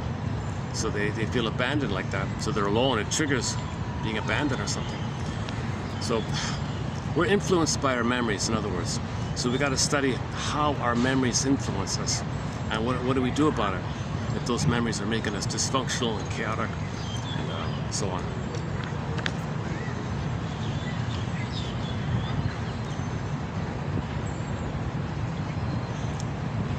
Okay, I don't know what he's referring to here, but he says here, modern psychiatry has shown, yeah, maybe I'll look at the reference section here. Modern psychiatry has shown, yeah, I'll do that. Let's look up his references and see if we can dig up more of this.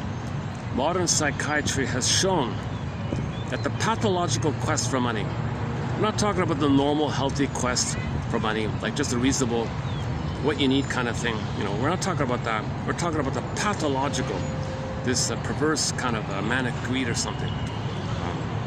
Is often closely associated with the mother image. So the panic, right? Give me panic, manic. Right? So baby's crying, mother, where are you? Where are you? We even have things in the financial terms like panic, you know, bank panic or something.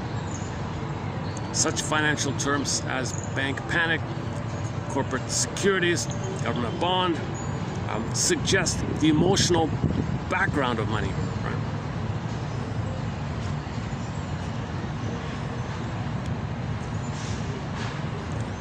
Right? A lot of people have said this. If it worked, then the richest of the richest, whatever, you'd be them as loving, caring, intelligent, playful, warm in body, generativity. Do you see much generativity? There's just more manic greed, right? You don't see much generativity.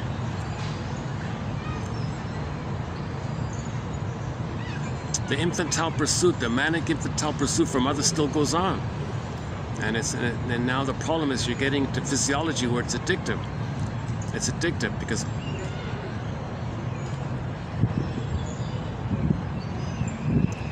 that blissful feeling the babies get, the blissful oceanic ecstasy or whatever, that blissful time, that's just a one-time thing as part of his development. He's got to be a delusional thing.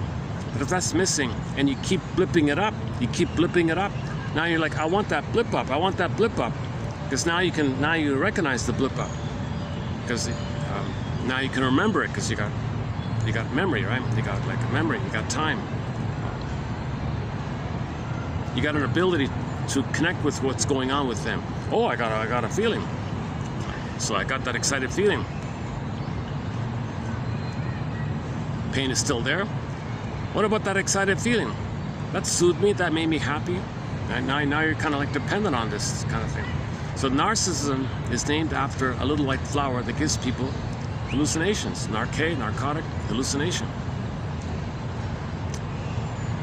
So narcissist is transfixed with the reflection.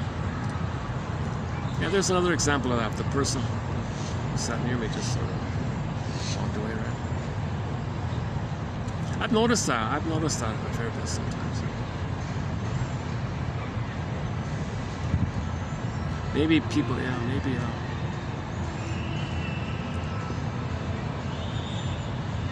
I'm kind of like, I can't concentrate when I'm distracted easily. So I'm looking for privacy so I can talk freely. Let's see how, yeah, this is not one of my better videos. I've done some good videos I thought lately. It's bound to happen. It's bound to happen. Today's one of these choppy, too anxious deliveries. Now, however the delivery is, it's about the quotes. So we post 10 in each video with the hope that one will fit. Try them on for size. So try these quotes on for size and see which one fits. You won't find yourself until you do that. To borrow today's barista's wink. I mean, it says it on the coffee letter.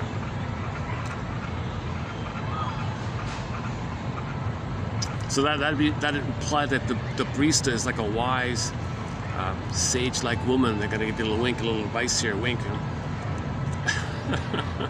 Not a flirting wink, not that. Like a little, you can do it. It'll be okay. Here's some advice for you. You can do it. You got this. You know.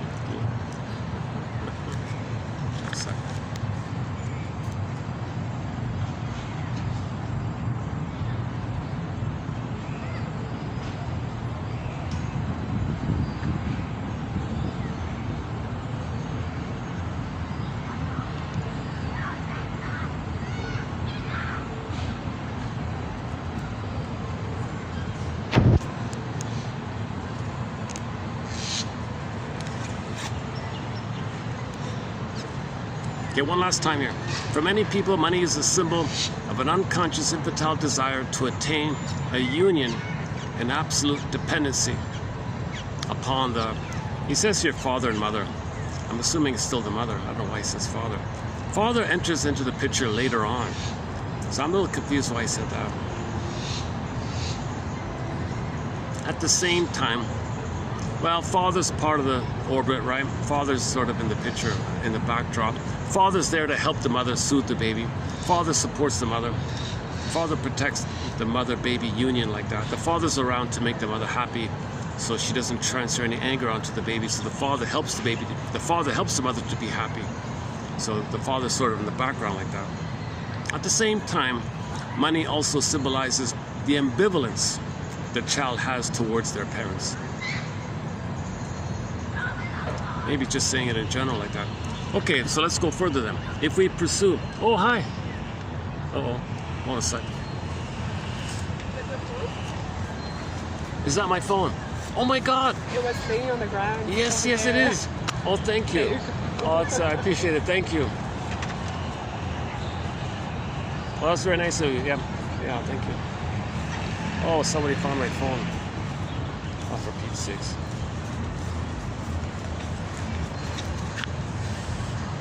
Well, that's the first. I've never left my phone behind. There's an honest person. Thank you. Thanks again. Thanks again.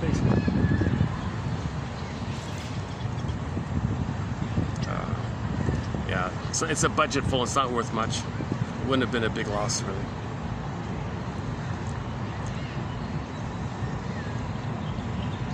In my eagerness to move, I forgot my phone, right? See, I'm very distracted today. I'm very absent-minded today. This is a good example that my dorsal nerve is flared up, making me feel a little absent-minded. So yeah, I had like a slight shock in the beginning before the camera started and I moved. That's put me in a kind of a spacey, daydreamy kind of mode like that. So I'm a little absent-minded. I was feeling a little more ventral, more present. And then I had this kind of a surprising, slightly, like the child said, you're being so rude. And I thought those characters were kind of being rude like that. And it kind of surprised me. It triggered me a little bit, right? So that's why I went up to the upstairs place for a while. And from that time till now, I'm still a little triggered, where something in my past made me space out, and that trigger in the present, kind of little thing, little annoyance, you know, little nuisance, whatever, it shouldn't cause me to feel like spaced out or something, but it triggered the past time. In the past time, I must have had some experience where I had to space out, where I couldn't be present, flight in the mind, couldn't run, couldn't flee, I couldn't do anything. So what do you do when how do you escape when there's no escape? Well, the body's there, but the mind flies away. Okay, deer in the headlights phenomena, rabbit in the headlights. So I must have done that as a kid, where I spaced out like that. And I am often absent-minded and forget where I put things in a highway hypnosis, or miss my stop kind of thing. I do have that kind of where I'm misplacing things and forgetting things. And today's an example of that, right? So I'm still sort of trying to let my nervous system get back to ventral, get back to calm, the parasympathetic, to restore itself. So I'm in a way, I shouldn't be doing this video. In a way, I should see if I keep talking while that's going on. I'm kind of not attending to myself. I'm kind of like being absent to myself, right?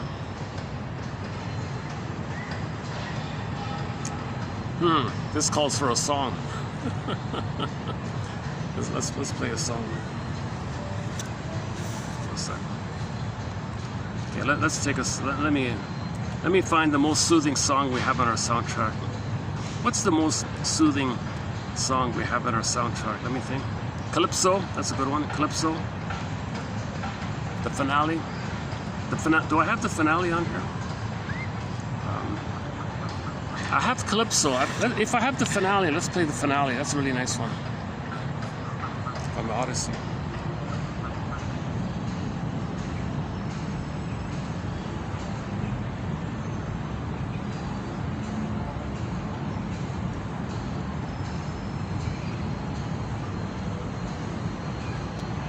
Okay, I just have Calypso here.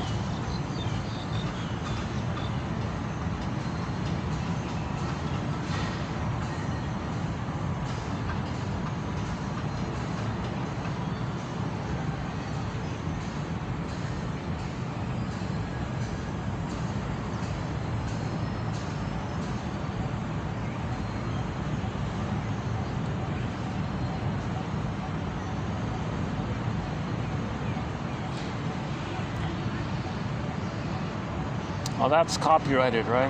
When I'm with you, that's copyrighted. Ebule Parini, Zaz, the live one. But let's just stick with Calypso from the soundtrack to the Odyssey.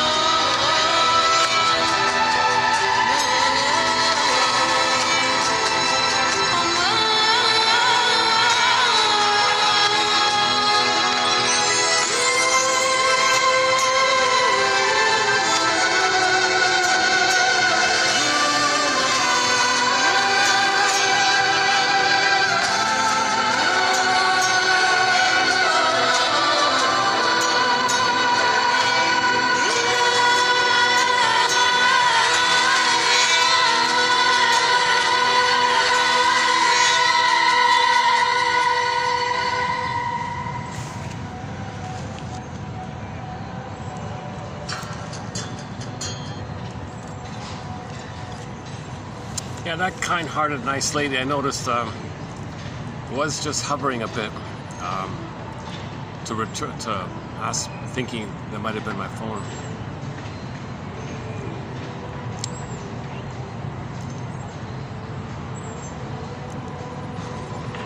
So she was planning. So she was hoping for a moment where I might end the video and she could let me know or something.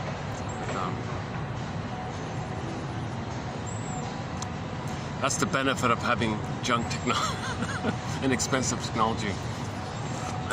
I was motivated.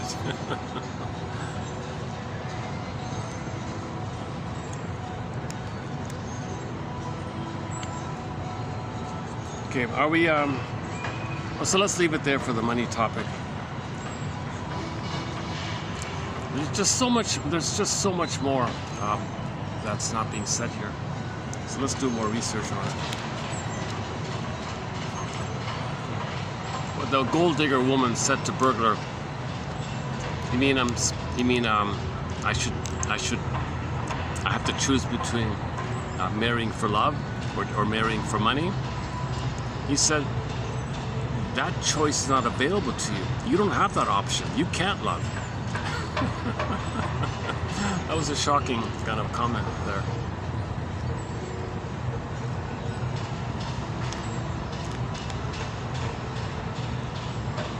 She went to the shrink because she was a failed gold digger.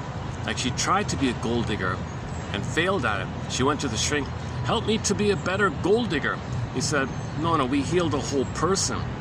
If we heal the whole person, your agenda is going to be at risk. Really? Forget it then.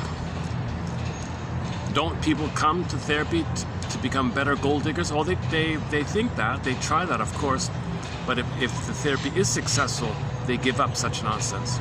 Because you have your feelings, you're ethical, you're moral, you're virtuous, you can love, mutuality, you don't use people, you forgive your mother,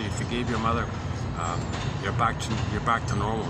The gold digging is like using people. It's like it's called part object relating. You don't care about the person, you just care about the part of the symbol that he has. Give me the symbol of mother. I just want that part. You've got symbol of breast. I want the symbol of breast. Give me the money. The symbol of breast. I don't care about you. Gold digger like that. That's a very good quote.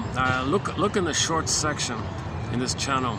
There's like a 3 or 4 part summary of it there about the gold digger. Parts 1, 2, 3. I think it's 3 or 4 like that.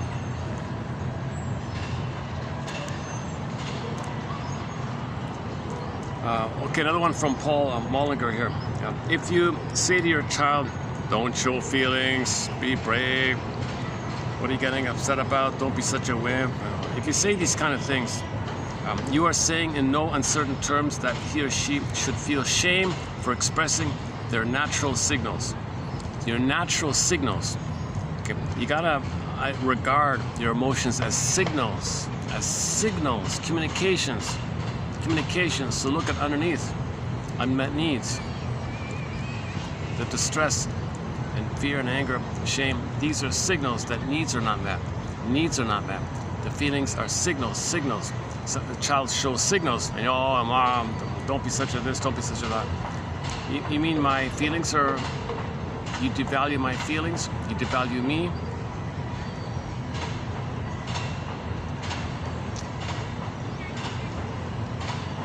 I've had absent-minded videos in the past. Today's a bit extra for me to leave my phone behind like that. I'm surprised she found it and had the thought that it was mine. I'm so surprised. That's a clever lady, right? I think she was a tourist or something, So they're wealthy, right? I wouldn't want this cheap junk phone. I've got a fancy one at home.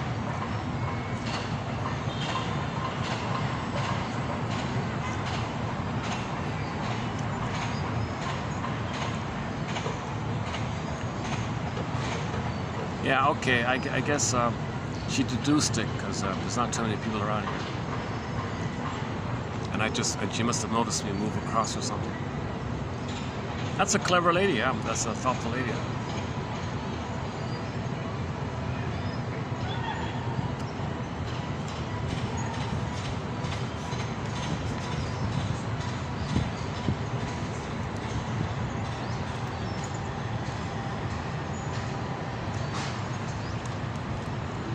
Yeah, maybe I missed an opportunity. Maybe I could have. Yeah, maybe I missed this. Maybe it's gonna interview you.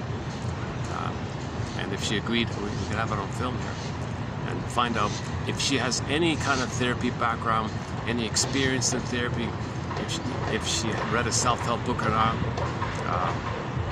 You know, what's your understanding of the psychological connection between money and childhood trauma? Is there a connection? No, we can't talk about that'd be too much, right? Or just say, what's an interest of yours, like that, and just improv on the interest, maybe like that. Hollinger makes a big deal about if children show interest, you got to protect it. If the mother gets angry and says, "Don't touch that, don't do that, don't do this, don't do that, don't touch that, no, don't," okay, that's linked to the child's identity. He feels his identity is no good, and he concludes that he's bad. Play the Linda Ronstadt song. When mother says no, the child hears the song blaring in his ear. You're no good, baby, you're no good. That's what the baby hears from the mother. That's what he hears within, kind of thing. When mother says, "Don't touch that, I'm no good, I'm bad," he blends his beingness and doing. It's too tight like that. He can't parse out that the mother's criticizing his actions. The baby's actions and curiosity comes from his being. It's too linked like that. So you criticize his curiosity. You're criticizing his being. Then he thinks he's bad and no good like that. So in the Mollinger quotes, that's mainly in part 1, and in parts 2 and parts 3 we talked about anger and shame a little bit. And why don't we do that? Let's go to part 4 then. So here's a preview of part 4 on the Mollinger quotes here.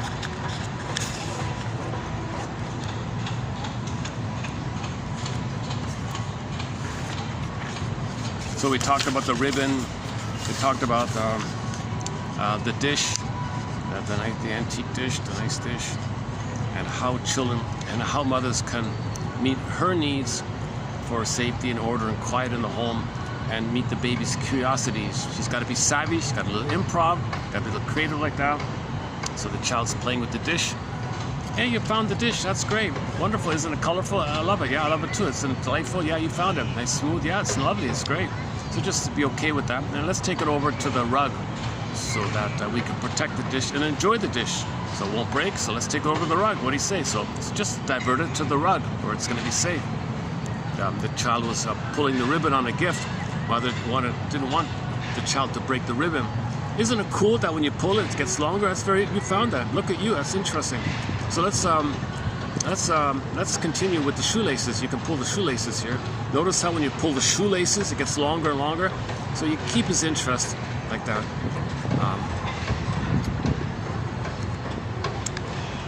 Even when the kid's dropping something or and he's curious about that's falling like that, and makes splashes and bubbles and forms and bubbles. Was it curious and found that? It's interesting. You're learning about that. So let's take it over to the bathtub and we'll drop some fluids there and we'll look at the puddles and the splashes, and we'll just continue like that. So her need to keep things clean and the baby's needs to explore splashing water, whatever, you can protect her, right?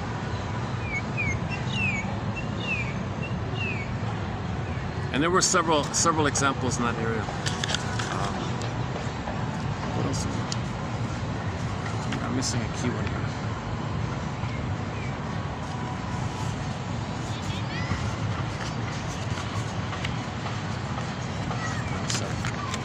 What was it?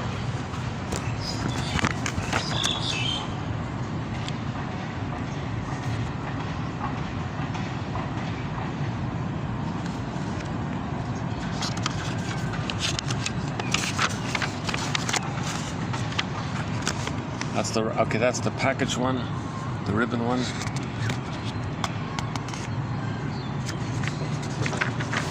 So he constantly says to parents, if you're feeling angry, notice the stress underneath. So downgrade your anger to stress.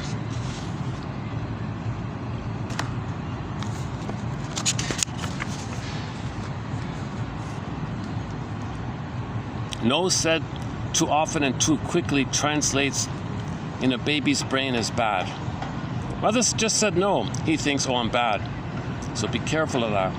Because if he thinks he's bad, that's shame, that's stress, act out, angry, mother attacks his behavior, doesn't understand his unmet needs. Now you have a negative interpersonal emotional pattern, negative. And all the problems in the world can be source pointed to that point, he thinks.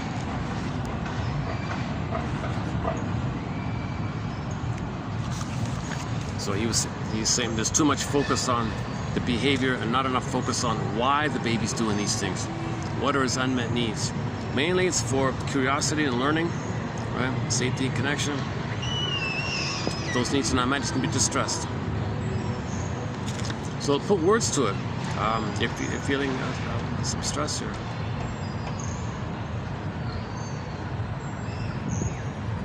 So explore what's causing distress. What happened? Is something must have just happened. So now you're feeling stressed, right? Yeah, well, I was doing this thing and you interrupted me. Oh, so you were enjoying that thing? Yeah, okay. And so it makes sense that you would feel stress if I interrupted your pleasure.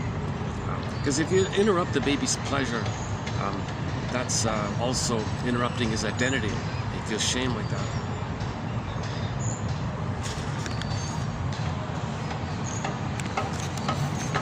Okay, let's just do part 4 here. I'm on the verge of shutting this video and just closing it all together. It's just been so choppy. This is one of my most... When I started this video, I thought, oh, this will be a good video. I thought I was feeling kind of a little refreshed. I was feeling okay. Man, oh man, now I feel like canceling the whole thing. Can I tolerate the ambivalence of this video here? Okay, let's go back to love stinks.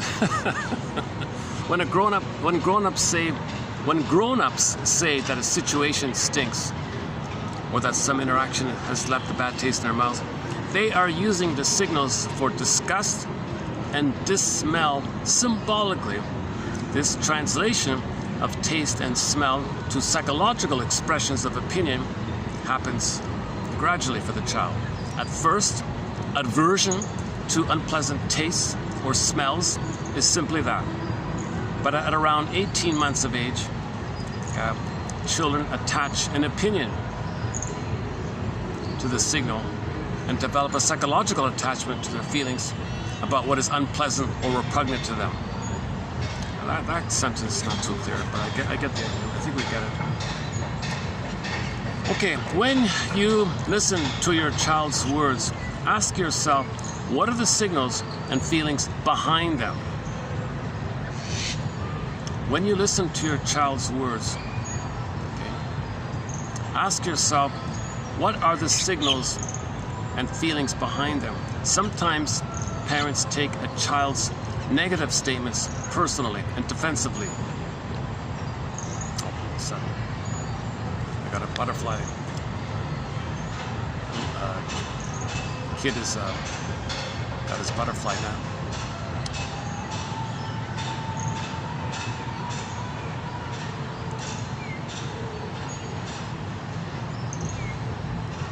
Yeah, there aren't many butterflies. There might be 1 or 2. Oh, he's swatting the leaves. Where are you, butterfly?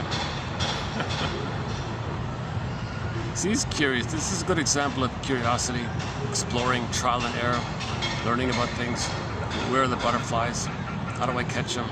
Do I have to swat the leaves to get them up? What's going on here? Looking around. This kid's got a very healthy appetite for curiosity and learning. Yeah. He's maybe about 2 years old or something. He's doing the now Voyager, seek thou forth and find yourself. So the mother will welcome his delight. He'll welcome his why. All these why questions, mother's meant to welcome it. You know, welcome, that's a healthy sign. Why this, mother? Why that? And why that? Why that? And why that? That's a very healthy thing. Celebrate that. Don't squash it. Don't say enough with the questions. Just say, you know, I'm not sure, but we'll look it up. That's a good question. I know a little bit about it, and I'll see if I can find out more. That's a good question. That's a spectacular question. Oh man, that's a great question. Whoa, that's a really sparkling question you got there. I love it. I love these questions. Enjoy the whys, kind of thing. So, mothers really should resist any kind of temptation to damper the children's whys. You want to welcome the whys. Yeah, why this, mother? Why that? Why did he say that? Why did he do that? Why are there no butterflies here today? Where'd they go? Where'd the butterflies go? I thought there were butterflies here. What happened? Okay, maybe it might be a food thing. What do you mean? Well, maybe they found another place for food. Well, where's that place? Can we find it? Okay, let's go online and look up habits of the butterflies. Let's learn about the butterflies. Okay, cool. I want to know more about these butterflies. What's going on? What's their story? Okay, let's find out about the story with the butterflies. And so she's preserving the interest, and then that's a positive spirit because that's linked to his identity. If you welcome his curiosity, that means you welcome his identity. That's a big theme of Mr. Holliger. Molliger, sorry. Paul Holliger, with an H. H-O Linger, one L. Hollinger. See, that's a big emphasis of his, that as you accept the child's interest and wonderment and curiosity and why this and why that, you're accepting his identity, his being, who he is. There's a huge link like that. Now if the mother's worried about the safety, then she's got a little improv. That's wonderful that you found this. Isn't it curious? Let's take it over here, or let's do it in a different way, or, you know. And then she can do clumbos. Well, by the way, just one more thing. That's going to be off limits from now on, or something. Or, okay, mother. You know, as long as he understands, give some explanation. Children are cooperative like that.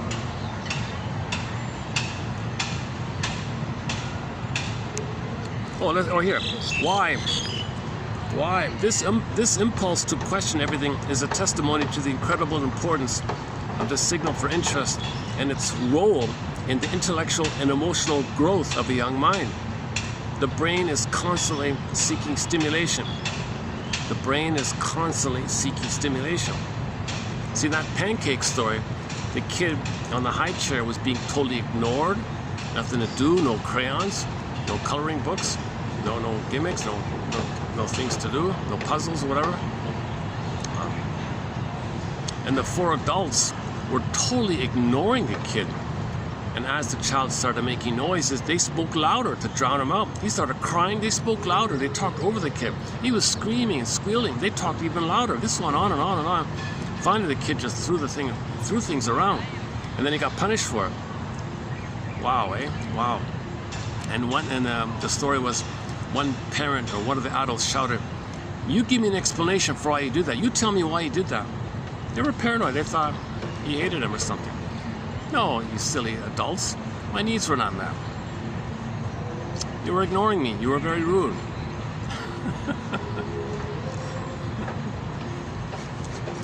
So when a baby's crying, it's not the baby saying, "I don't like you." It's not the baby being quote-unquote brat or spoiled or naughty. It's nothing like that. It's a signal that his needs are not met. And once again, a signal that his needs are not met. Needs under the feelings. There are needs under the feelings. Needs met feel good. Needs unmet feel pain and all that, distress. Right? When you listen to a child speak, ask yourself, what are the signals and feelings behind them? Sometimes parents take a child's negative statements personally and defensively. This is confusing to the child, who does not know he is quote-unquote hurting you until your repeated reactions get that message across. Frequently, parents are upset because they think a child who voices distress or anger is spoiled, whiny. "You're not respecting me." That's a big one, right? "Baby, you gotta respect me. You can't say that to me." See, the moment the mother says that, "You gotta respect me. You're never allowed to say that to me." The moment the mother does this kind of angry outburst like that, okay, a huge opportunity is missed.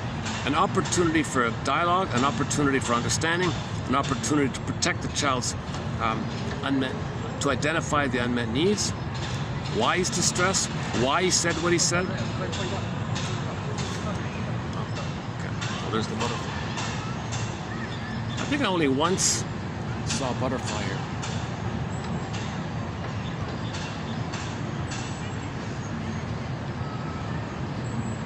So if he doesn't find a butterfly, let's see. The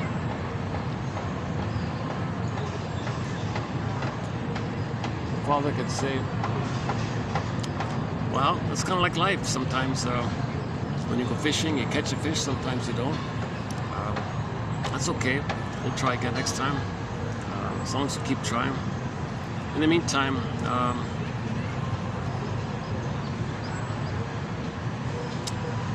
let's we can look for something else too. Look for frogs. They have frogs. Yeah, they had a couple of frogs here.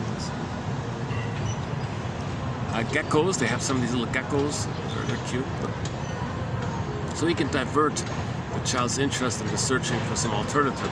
So look for alternatives. If there are no butterflies here, he can say, let's look for some geckos. What else is there on here?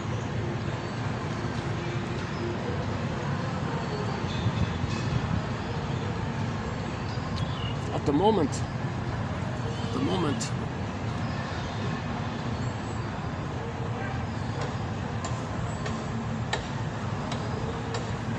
well, let's look at the fruit on the tree. Let's check out the fruit on the tree. We caught something. We caught the fruit from the tree. It's not edible, but at least we found something. So let's study what kind of tree is this. What does this fruit thing do? What can we use it for? What uses are there of it? Let's look up this. I'm talking about on the tree here. They have these they look like they're not edible, but they look like they're round in its fresh looking form. It's green and round like an apple, it looks like a green apple. When it falls down and dries out, it looks like kind of like a coconut or something. But it's completely unedible. But maybe there's some curiosity, like why does the tree produce this? Is it just a nut is it just a seed for the other trees, or is there some kind of use to it? Is there anything medicinal in it? Can it be used in any way? Maybe we can make a toy out of it. So if there's no butterflies, he can probably go to the green apples.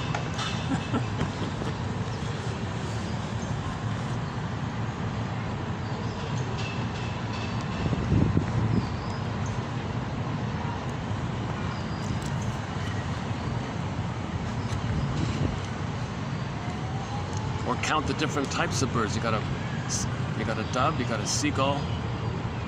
Just keep his interest going. Doves, seagulls, and the doves seem to be different types of pigeons. Sorry, pigeons.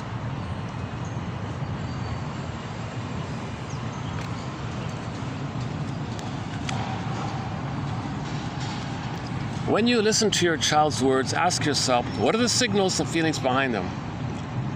Sometimes parents take a child's negative statements personally and defensively. This is confusing to the child, who doesn't know he's hurting you until your repeated reactions get that message across.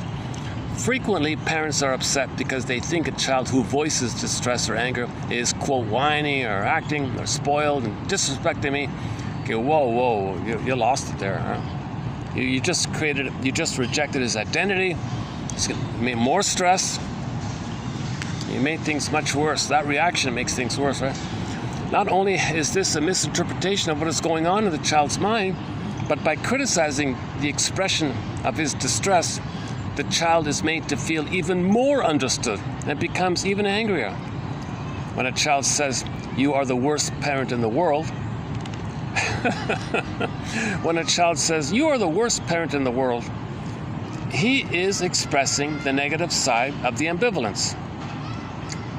What he may mean to say is, quote, "I feel ignored, misunderstood, marginalized, thwarted, or confused by something that has happened, and I need your help in order to feel better." So when the child says, "You're the worst parent in the world," what he means is his needs, he's confused and wants to understand. The positive side of ambivalence, affection, interest, enjoyment, may be right around the corner. A child's use of words such as, I hate you, no, don't, go away, you're the worst parent, no, I don't want you, I hate you. So the child saying to the parent, I hate you, is simply a way of transmitting one of the negative signals such as anger, distress, disgust. Oh, so the child says to the mother, you disgust me. Okay. So once again, when a parent responds to saying, oh, you're complaining, you're distracted, you're not respecting me, how dare you, neither knows best, you can't talk to me like all that stuff, right?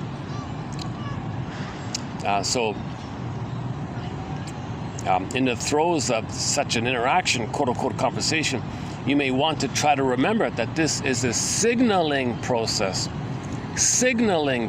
When the child says, you disgust me, mother, that's a signaling. It's a signal. The child is trying to convey something about his basic inner feelings.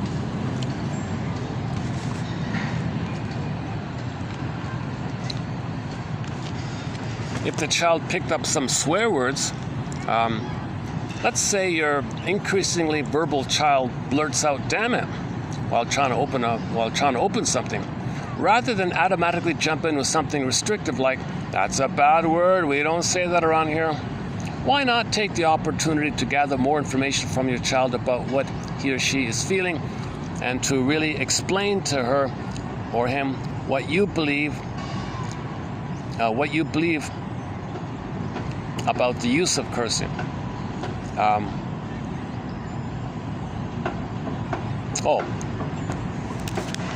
What again? And to really explain to her what you believe about the use of cursing.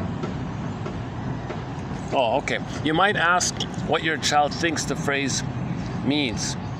Okay, so when the child says, damn it, oh, that's interesting, you found a new word here. Oh, that's cool. Where'd you pick that up from? Your friend outside? Okay, interesting. Well, what does that word mean? So define it. Get a dictionary and look up the word damn, right? You might keep a dictionary close at hand and use it frequently with your child to look up actual definitions of words that fly out of people's mouths. Reach for the dictionary, not the soap. Yeah, that's the sort of an affirmation there for that chapter. If the child's saying something he picked up, get the dictionary and look it up and help him to expand the vocabulary, spell it out a little bit. Reach for the dictionary, not the soap. That's an awful thing to do, right? To a poor kid. Okay, back to the why one. Okay, why is it like this? This impulse to question everything is a testimony to the incredible importance of the signal for interest. Again, this impulse to question everything is a testimony to the incredible importance of the signal for interest. Okay, so that's a sign of interest, obviously, right? That's a sign of interest and its role in the intellectual and emotional growth of a young child. The brain is constantly seeking stimulation. It is essential for its healthy development. So, when you find yourself dismissing a query with a short, well, because I said so, whoa, stop asking so many questions, whoa, take a moment to think about how wonderful your child's thirst for interesting information and stimulation really is. This is something to be encouraged. And the payoff is great. It's a huge payoff here. You nurture your child's openness to learning, exploring, and evaluating the world. Next time your little explorer bombards you, try saying, that's a spectacular question, that's a dynamite question, that's a wonderful question. Or maybe sometimes, I'm not sure I know the answer to that, so let's look it up when we get home. Use dictionaries and maps early and often. These kinds of responses tell your child that you think questions are important to ask and interesting to think about. Okay, what if the child gets angrier and says, shut up to you? Shut up. Oh my goodness. What about when your little one first says, shut up to you? Whoa. The natural response may be to say, You don't talk to me like that. We don't use that word in this house here. But hold the phone here. Hold the phone here. Let's step back and unpack what is actually happening here. What feelings are being communicated? What feelings are being communicated? Identify the feelings underneath the child saying, shut up. What is this feeling? What is this feeling? Okay, so obviously he's angry, a lot of stress. Okay, stress from unmet needs. What are his unmet needs? What are his unmet needs? When a child says shut up, he is telling you he is distressed and probably angry. Why is he feeling this way? More than likely because what is being said to him. What is being said to him? The incoming stimulation is somehow hurtful, overwhelming, too much. Whether the child has been criticized or been asked to clean up his room or squabbled with his siblings, he has become distressed. Something happened. So find out what happened that made him distressed, that led to his verbal outburst like that. He wants to block out the words and lash back and make you feel as he does.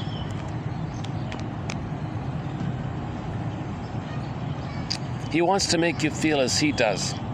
That's a communication. If you feel upset and distressed, that's his way to say he feels distressed. If he can make you feel distressed.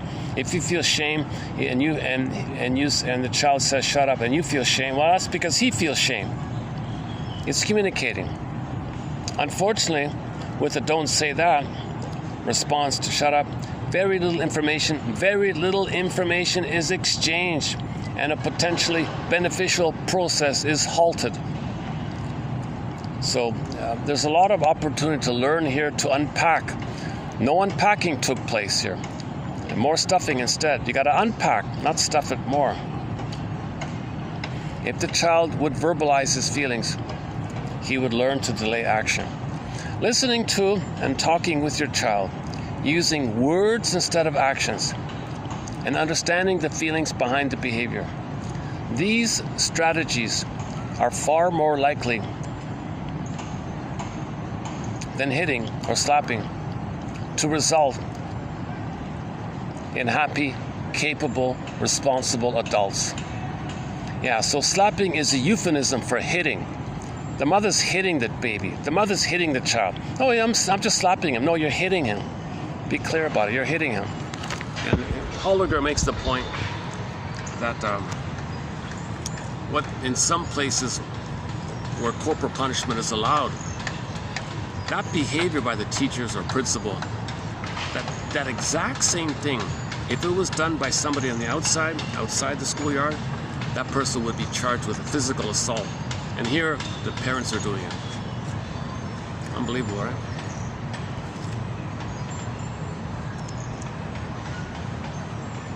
So he thinks the source point for prejudice and hostility, entitlement and anger and all this negative ideas can be all traced back to mothers saying, no, don't, no, you this, you that. Okay. There's anger about it, rebounds in, goes to the side. Now he expresses anger, mother squashes the baby's anger. His anger has got to go somewhere, it goes in on the body. Now he gets symptoms. He can't hold all that anger to his mother, to himself. So he's got to find some excuse to think that some other can stand in for the other mother. Just put a dash between the first two letters of the word mother. Find some other to symbolically stand in for mother. The quickest way to do that is just think that you don't know them. Unfamiliar, fear of the unknown. That clicks, that the memory of the baby makes, the fantasy he makes of this mother, it's more real to him than the actual mother hurting him. He's got a fantasy in there. So the unknown is this scary image. Take your pick, the guy with the horns, Minotaur, Medusa, Cyclops, the devouring witch that wants to gobble you up, cook Hansel and Gretel witch, any kind of enraged entity that wants to gobble you up. The gobbling is that the baby's in the incorporating phase, the oral phase. Baby's enraged, mother's enraged. Baby has needs, mother has needs. So things are wildly exaggerated. And the fantasy is you got this monster in there. That's unknown to them. That's unknown. It's totally fear of the unknown. The first stranger, the first fear of the unknown was this image he created. So all he's got to do to see that in others is just think that there's something unknown about them to you. Click, there's the unknown. And the fear is transferred to the person present. Aha, there's my mother. The other's my mother. The other's my mother. Make some excuse, make some BS. Okay, you're eager to believe the BS because you got this compelling issue of your anger towards the mother, and you got to get it out towards the mother, but you can only do it symbolically if you can find an other as a symbol of mother. So a lot of prejudice comes from this. And that's an added point by Mr. Weiss, Edward Weiss, that the baby's fantasy is more powerful and more quote-unquote real to him, more urgent for him than the actual experience of the mother. So if that fantasy image is triggered, then it's more compelling and more real for him. So he's so urgently convinced that the person who speaks a different language, I don't know this language, unknown, click, first unknown, fear, mother, monster, okay, and I have this, other's my mother. Finally, some of this anger that I got on my mother going into myself, I can disperse it onto the other. There's too much intensity with the mother, so you disperse it to others. So you're always looking for another to feel better, to feel some relief, because you can't hold all that anger towards your mother rebounding in on yourself. So the baby's LIVE, okay, the signals, the communications, I want to live, I want to communicate, I have signals, fear, distress, mother, I need you, I'm angry, no, okay, whoa. Now it's destructive. So the LIVE, reverse spelling EVIL. And the symbol or the spokes image or the artistic representation or the spokes image, it can be fill in the blank, the guy with the horns. Okay, devil guy, okay, EVIL. So that's not real, it's just a symbol to represent that there is this rebounding aggression towards yourself. In the Howling Man, in the Twilight Zone episode called The Howling Man, very good episode called The Howling Man, Season 2, Episode 5, The Howling Man. You saw the imagery of all this. The castle was the person or the body. The anger went in. So the devil guy, the Howling Man guy, called the devil, the Howling Man guy with the horns, Howling Man. Okay, folklore and literature all around the world has some representation of this anger at your mother onto yourself. It's destructive, hence it's destructive, EVIL, destructive. So you create a character as a spokesperson of your own destructive energy. Monsters of the id monsters, enemies within, okay, stuff like that. So it's all within like this. So the baby's anger is going in. So you saw the Howling Man closed in that little room in the castle. The castle's the person. Your anger is inside the castle. Metaphor means your anger is going into some kind of organ. So now you're getting pain in the body somewhere. So oops. So.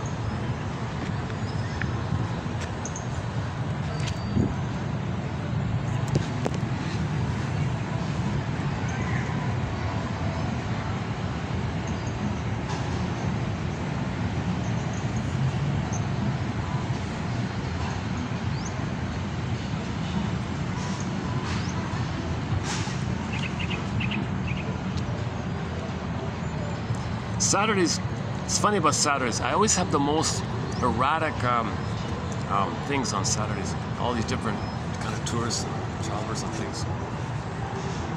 This is a family kind of park with kids and families come here with their kids and things. But suddenly I'll have people from afar kind of thing.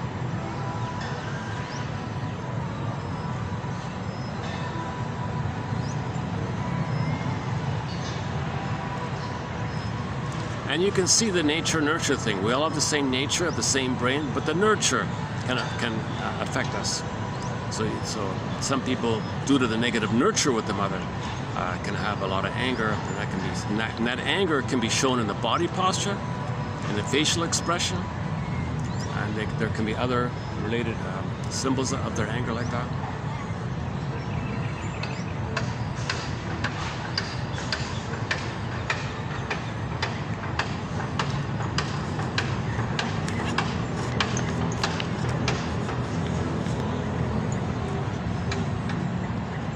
Yeah, I regret not talking to that tourist who found my phone. I could have hit the pause button and just had a chat with her or something. At least find out where she's from or something.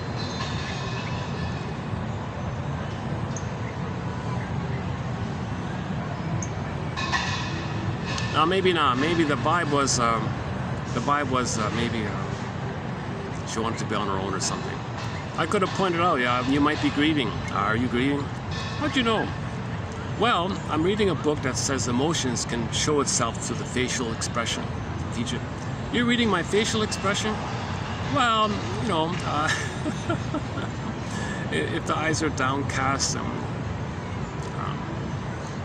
there might be sadness is an expression of stress, right? Like stress and loss can lead to sadness.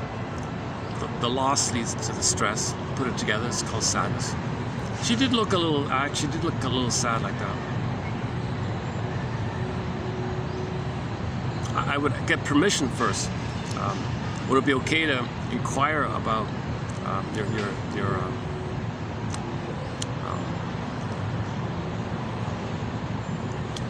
doing a video on emotions at the moment. Would it be okay to ask you about emotions? What do you know about emotions? How many emotions are there? See, you get a muddled confusion. There's no agreement on the difference between affect, emotion, and feelings. Can you believe it? Some argue if you put a word to it, then it's a feeling. If you're sensing it, then it's an emotion.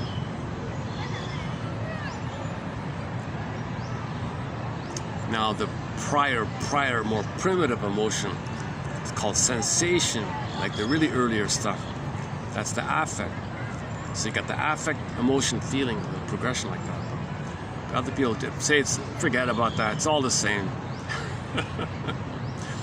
But there does seem to be the primary feelings of living and loving. Joy runs the console. Interest, joy, curiosity. Okay. And then if that's missing, then you get the distressed side. So there's sort of two basic ones. The quote-unquote positive, quote-unquote distressed side. The pleasant side and the unpleasant side. The pleasure side, the displeasure side. There's two kind of camps, basically. But in the displeasure side, there might be like earlier ones that you can only pick up with your physiology.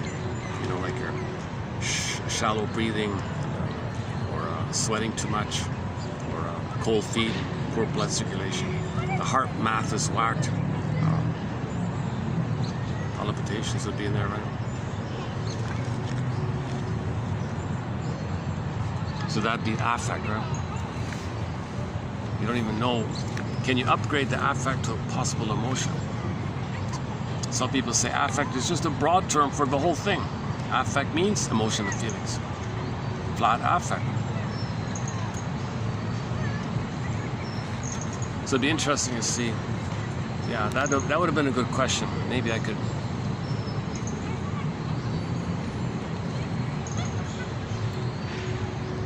Yeah, maybe if I have some experience interviewing people, might. Then you got the complication of editing. Maybe they don't want to be on camera.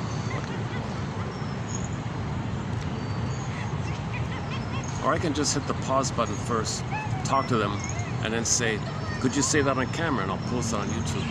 You'll be a YouTube star. Actually, she'd be helping me, because people are curious about the interaction, maybe.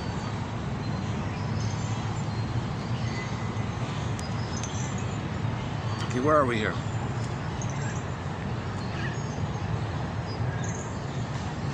Well, that's it, eh? So that's about it for the... Okay, that's it. So this concludes part 4 of 4 in preview mode of Hollinger's book, What Babies Say Before They Can Talk. And once again, he goes with the 9. Okay, distaste, smell. That's like the earliest affect, right? Distaste, smell. But we have a name for it, so we don't say it's a feeling. We don't say we don't really say that smells bad, like that's that repugnant, toxic odor, unpleasant odor. We don't say it's a feeling. It's like it's a physiological kind of thing. So we say it's an emotion. Is it an emotion, really? Smells bad? Is that an emotion? So maybe that's like in the area of affect or something. Okay, the two main, on the positive side, in his model, it's curiosity and joy. Now, curiosity has a lot of synonyms, spectrum, low to high, low amount, high amount, and on the joy side, likewise. You can have like just pleasure, you can have like enjoyment. I really like this, I really love this. Very enthusiastic. Now I'm kind of excited about it all, in a good way. So he says those are the two primary ones. In the Disney film, they go with joy and sadness. So a different model, eh? So joy, so sadness is a primary, positive feeling. We're confused. Sadness is not really a bad feeling. Sadness means you can admit a loss. That means you have a beingness to do so. It's a relief to feel it's a relief to be able to mourn and feel sad and accept the loss, identify a loss as sadness is a natural response to loss. You got sadness.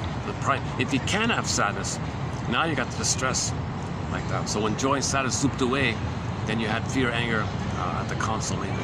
And they also had disgust, right? Or distaste. In the first film, they had, when joy and sadness zooped away, you had fear, anger, of course. They didn't put shame. They could have put shame on there. They didn't put shame. In the sequel, they were planning to put shame.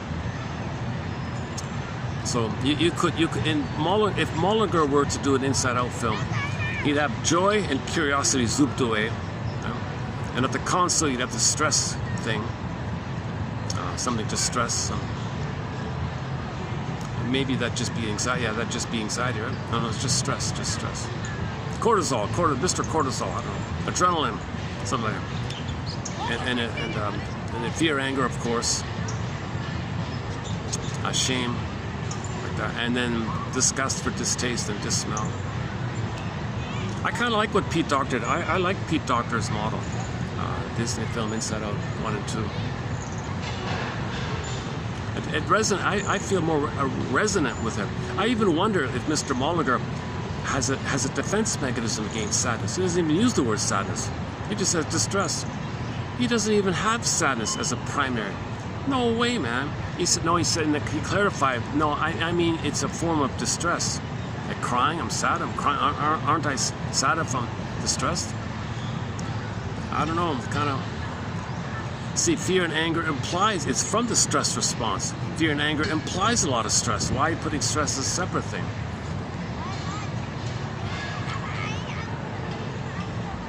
So anyways, whichever way you go, okay, joy and sadness, zooped away, and then in that model, the joy would include curiosity and interest. Okay. So in that model, in the Disney film, joy would include interest and curiosity. He says, no, they're separate.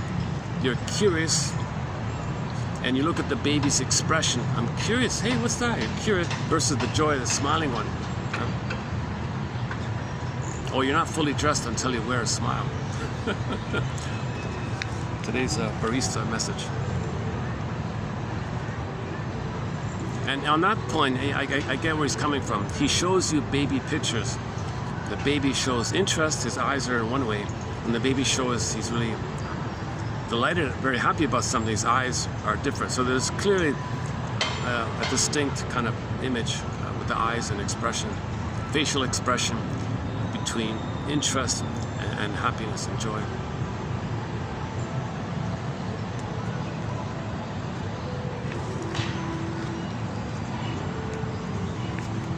Should we take it? Okay, that's okay. That'll conclude that one there. I'm tempted to go back to 38. 38 is an interesting batch of quotes. 30, 68. Let's see what else is here.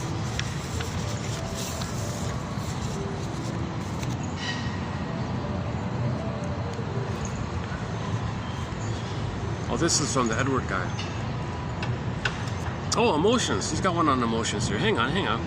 Some of the emotions experienced during therapy, although apparently connected with memories, belong to the current mind of the person and didn't occur in the past about which the client is talking. Okay, this one here. So this is about if people tear up about something. Well, why isn't that?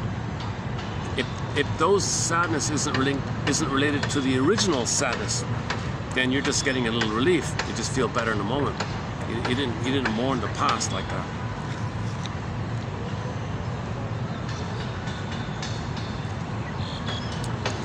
So if you see a clip on YouTube about a family reunion, you might tear up like that. That's about your current feeling of missing somebody or something. If you make it personal about a loss in yourself, then you have a dizzy feeling, quote unquote, dizzy feeling. It's more deeper. Quote unquote abreaction, a catharsis, a release, versus just your current perspective.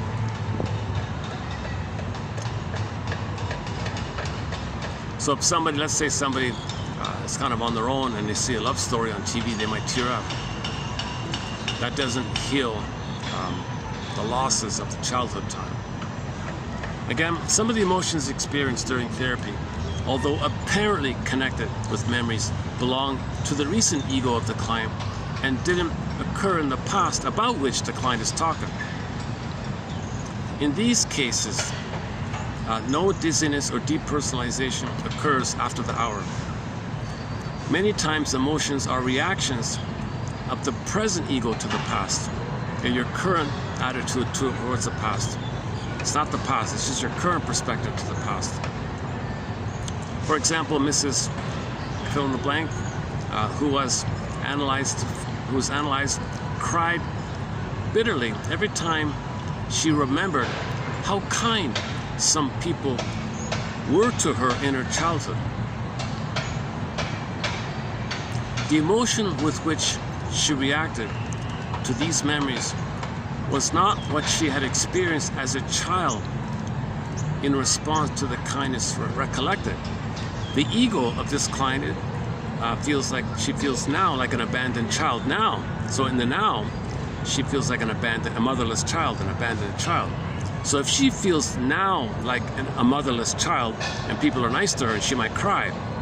Okay, that's okay. But we're talking about that's not the mourning of linking the memories of being a motherless child.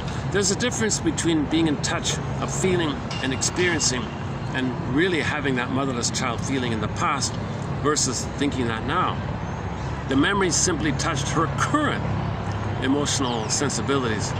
Such emotional discharge during therapy brings temporary relief, but must be distinguished from becoming conscious of an affect that was repressed, through which lasting changes in the psychic economy are achieved. It is in the latter instances that the client feels dizzy and estranged for a few minutes when she arises at the end of the session.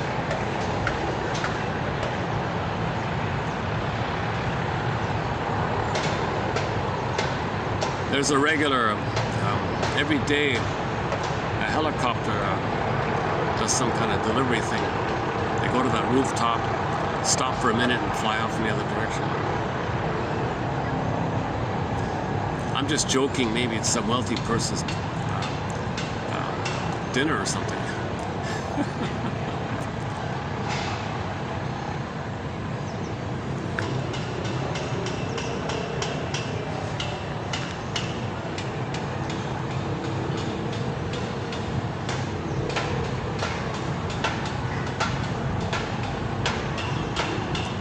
So you watch something on TV, you tear up, you cry up. Okay, that's fine. That relates to your current emotional sensibilities in your current present perspective. If you can somehow talk about your past that the current video clip is about and related to your personal past, your personal history specifically, if you can name it in yourself, in your past, and have a cry from the past perspective, how you felt that in the past, how you felt sad in the past. Not you're sad in the present, we get that, but can you identify that you were sad in the past? If you can link it to the past, then there's a real disorientation and dizziness, and for a little while you're totally, that's called a healthy catharsis, a healthy abreaction, a healthy release, an emotional release. So there's a difference between tearing up about a sentimental thing you see on YouTube, let's say, versus how it's personally for you from your childhood.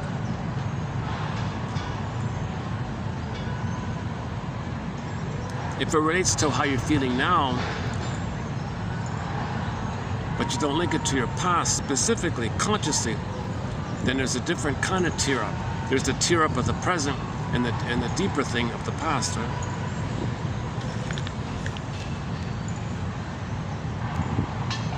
So this is just feeling better, but you don't necessarily get better.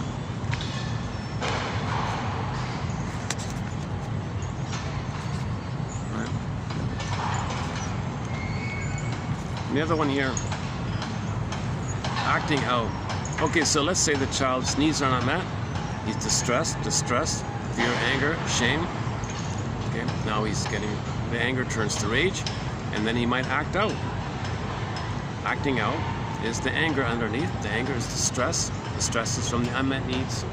So you got to name the unmet needs that led to the final acting out. Acting out is the repetition of a new edition of some former behavior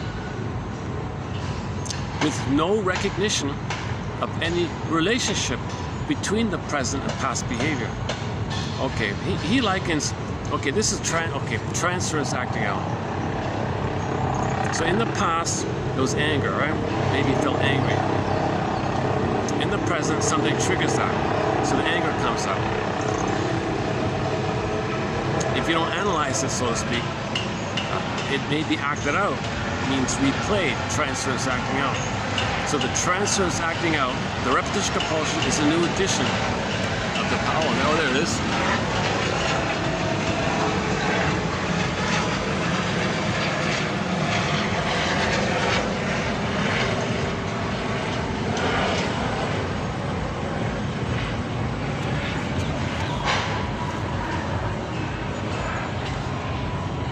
Or maybe it's some kind of security thing. I don't know.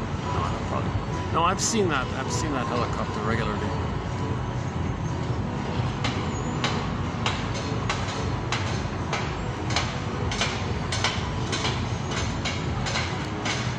Okay, where are we here? Transference acting out is the repetition of, in a new edition, like a replay of the past. Something happened in the past, an interaction happened in the past, you repeat it. That's acting out. Now, you're supposed to make a link that the present is from the past. If you don't, then it's just simply called acting out. In discussing the repetition compulsion, Freud stated that the analyst would certainly prefer that the client recall the memory. You must remember. There's a story that Freud got angry once. The hour was over and she was talking but couldn't remember. In his impatience, he slammed he was banging the couch. You must remember, come on, hurry up. And the lady said, oh, thanks a lot. With that shocking outburst of yours, I'm surely not going to remember now, obviously. I'm not going to remember after that. So we're looking for memory. We're looking for history. We're looking for memory. Then we don't repeat. We don't have history. We don't have memory. We repeat. Repeating is the search for memory. We repeat in search for history and memory.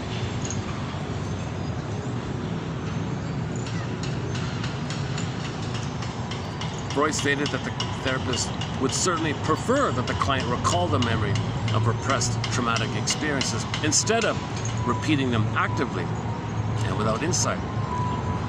But that he cannot prevent the clients repeating the most salient episodes and situations of his past. These repetitions take place chiefly in the current transfers. However, since remembering is partially a repetition,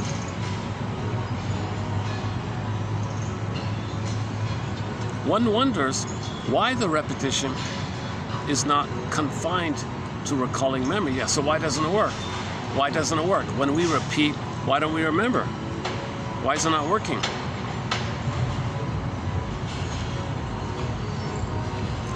Herein lies the work. we got to make an effort to regard the repetition as a signal, as a communication. The repetition is a signal. Like when the baby says to the mother, I hate you and all that, that's a signal. Mother didn't regard it as a signal. So we, in a parallel manner, when we repeat, it's a signal, it's a communication. Don't criticize yourself for repeating, oh, I'm such and such and such. What's wrong with me? I keep repeating it. No. Focus on the signal. What's the message here? You're shaming your own effort to communicate. You're shaming your own signals in a way, like you're shaming your own efforts to get your story. It's not going to help you to do that. Focus on the signal. What's the signal? So yeah, that's a good question. So why doesn't repeating automatically make us remember? Why is there like a skip, like some kind of skip involved? You're repeating and you don't remember. Repeat and don't remember. Repeat and don't remember. What the hell?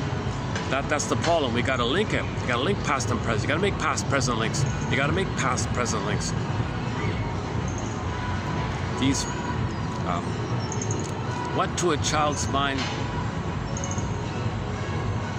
Oh, here's that one. Oh, here it is. Here's that one about. Okay, here's an important point. What to a child's mind is a crime may not be such in the feeling of an adult.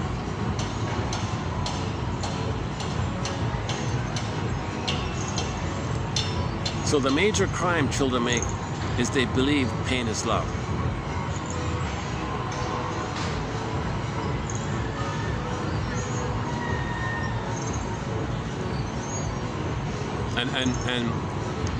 And mother's a monster. No, that's not a crime. Hang on. What to a child's mind is a crime may not be such in the feeling of an adult. Likewise, in acting out, the quote crime of childhood will be represented by a deed which is felt to be an equivalent crime by the adult ego. Moreover, what was experienced in early childhood only in fantasy, here it is, what was experienced in early childhood only in fantasy. Mother's not a monster, but he's got a fantasy, mother's a monster. That's a fantasy. Will be translated into every activity in repetition on the level of the adult ego, because fantasy has for the ego organization of the child a much greater reality value than it has for the adult ego.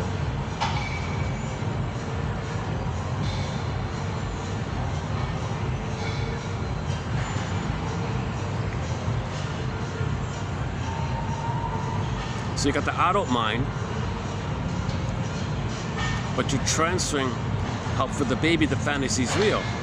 That's influencing the adult mind.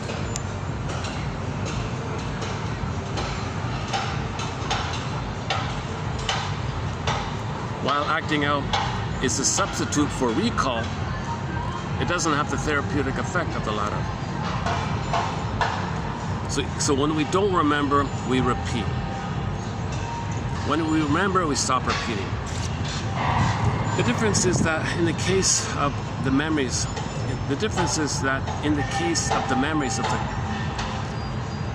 so when there are real memories of the past, a connection is made between present being a reflection of the past, while the client who acts out, okay, that's just a reproduction of the past and he's not aware of it. So you reproduce the past in the present and you're not aware of it, or you find memory, words and memory. Freud stated that the analyst's authoritative position enables him at the right moment to reveal to the client the meaning of his acting out. Unfortunately, this does not always succeed in circumventing the compulsive, repetitive activity. The realization of connections between seemingly disconnected and senseless, subjective or objective events is always accompanied by a feeling of relief. Okay, when you make the links, relief. Oh, now I get it. A relief, sigh of relief, right? It's always a relief to get your history, to get your story, to get the truth. It's a relief. So when the mother phones the daughter, I'm sorry, I did these things to you, I feel badly about it. Oh, I feel relieved now. Oh, now I know, I thought so. This is the most impressive experience for the client in therapy. It is the process of making the unconscious conscious. It is the process of making conscious what was unconscious before. One second.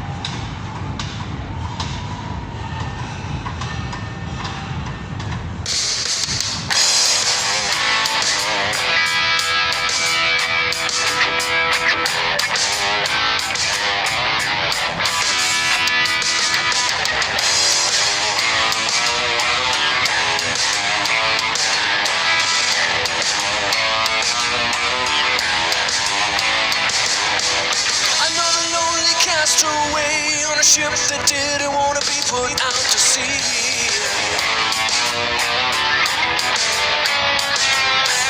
I can't see any stars tonight. I'm at the mercy of an unknown destiny.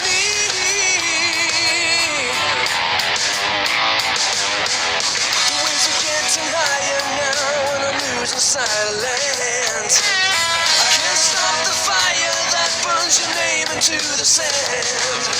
I can't live with you, can't live without you. I'm lovesick, lovesick. Want you to be mine, throw me a lifeline. I'm lovesick, lovesick.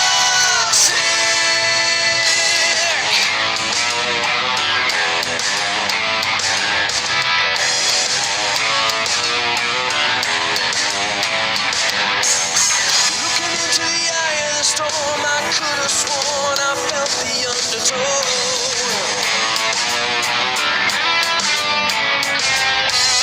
I'm trying to stay afloat, but my arms are broke and I can hardly row.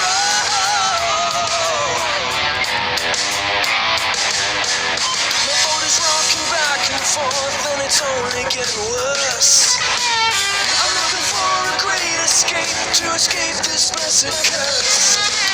I can't live with you, can't live without you. I'm lovesick, lovesick, lovesick. Want you to be mine, throw me a lifeline. I'm lovesick, lovesick. My aching head keeps spinning, round and round and round. I need to get off this ship and hit dry land before it takes me down. Won't let it take me down.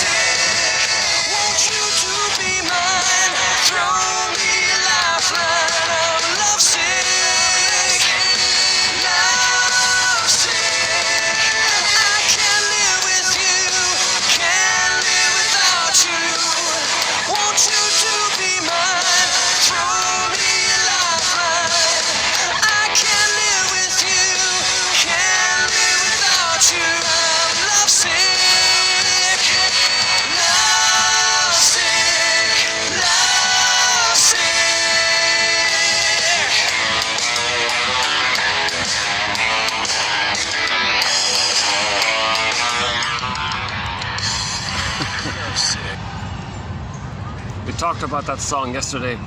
If you want a discussion on that song, check out the last video, Lovesick by Rick Santers. Lovesick, one of our musical voices. Yeah, we talked about it a fair bit. Yeah, check out the past couple of videos. We had a good discussion on that song. How's the light? Maybe the lighting's better now. Let's see.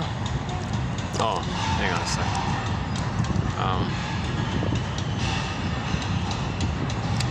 You're not fully dressed until you wear a smile and have a coffee in hand. So we're not fully living our lives until we heal ourselves, investigate ourselves. You're not fully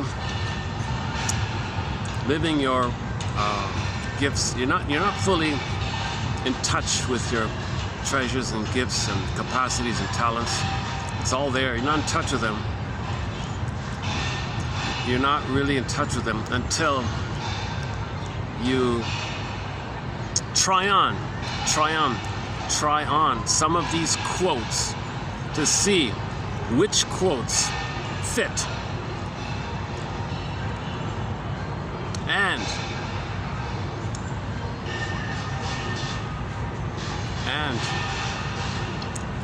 that's it. That's enough. Okay.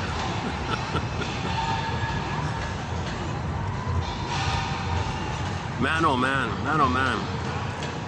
This is one of my. Okay, focus on, instead of labeling my video, instead of saying this is one of my worst videos, instead of saying that, let's say I feel embarrassed about this video. Okay, that's from distress. So I feel some stress in this video because I was triggered at the beginning, and so when you're triggered, that's old fears. It comes to you, blood, extra blood. So I was blushing. I was a little blushing or something. So that's. And my original response to immense stress was to, daydream or pretend, deer in the headlights, basically. So the deer in the headlights mechanism was flared up for me in this video, causing me to be very absent-minded. I almost lost my phone, thanks to her. She found it and figured it out. Yeah, she's clever, because I was doing the video, that lady kind of sat in front of me a little bit, and then I kind of moved because of that. I felt a little distracted, so I moved because of that. And I guess she noticed I moved, and then got up to walk away and found my phone and figured, and put two and two together. Oh, he lost the phone because of me. At least I can do is return the phone. Well, that's not true. I did lose the phone because of her. I lost the phone because of my mother, who hurt me maybe, and then I spaced out and something triggered me. So all this afternoon, I've been in this absent-minded mode.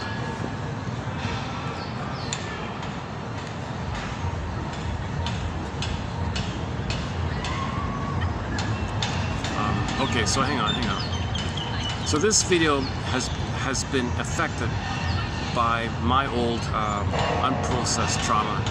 This video has been immensely influenced by my feeling, my old fears, which came to me in the form of spacing out, not being able to be present because I'm spacing out. Right? So I'm not absent-minded, making mistakes. Little things are bothered, little things are triggered, little things are making me, what's that? Hypervigilant, hyperarousal. That's a sympathetic response. So the stress of coming up to make me hypervigilant like that, and so I was both spaced out and hypervigilant. Look at that, eh? So I'm spaced out and I'm hyper alert.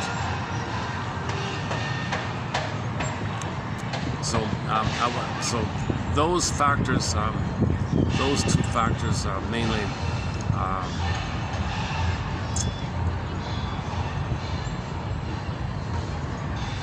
put me in a place of feeling the past and the present. Therefore, I wasn't in the present. Yes, notice that in this video, I was not in the present. I was mostly dealing with my past. I'm trying to get along in the present here, making the video, but I'm really dealing with the past. And I got these two things going on like that.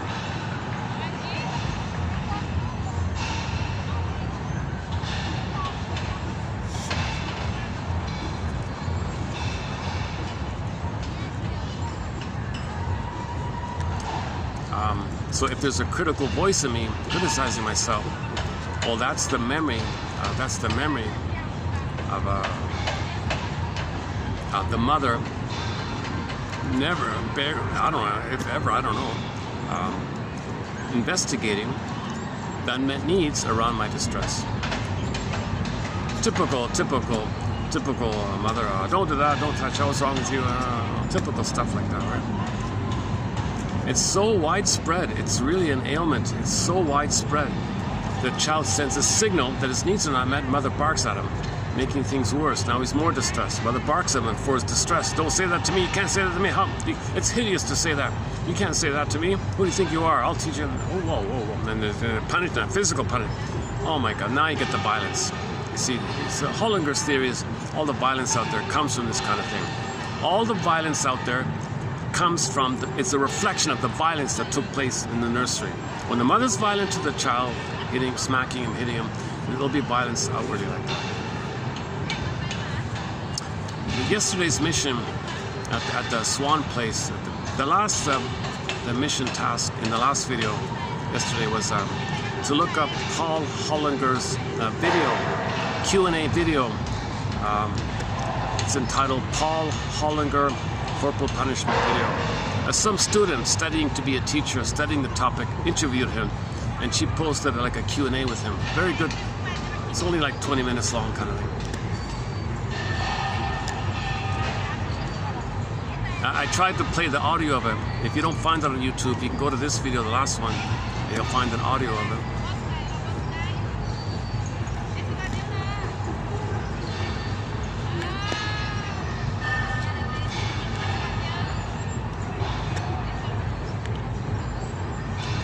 You know, if you read his book, What Babies Say Before They Can Talk, you'll have a more of a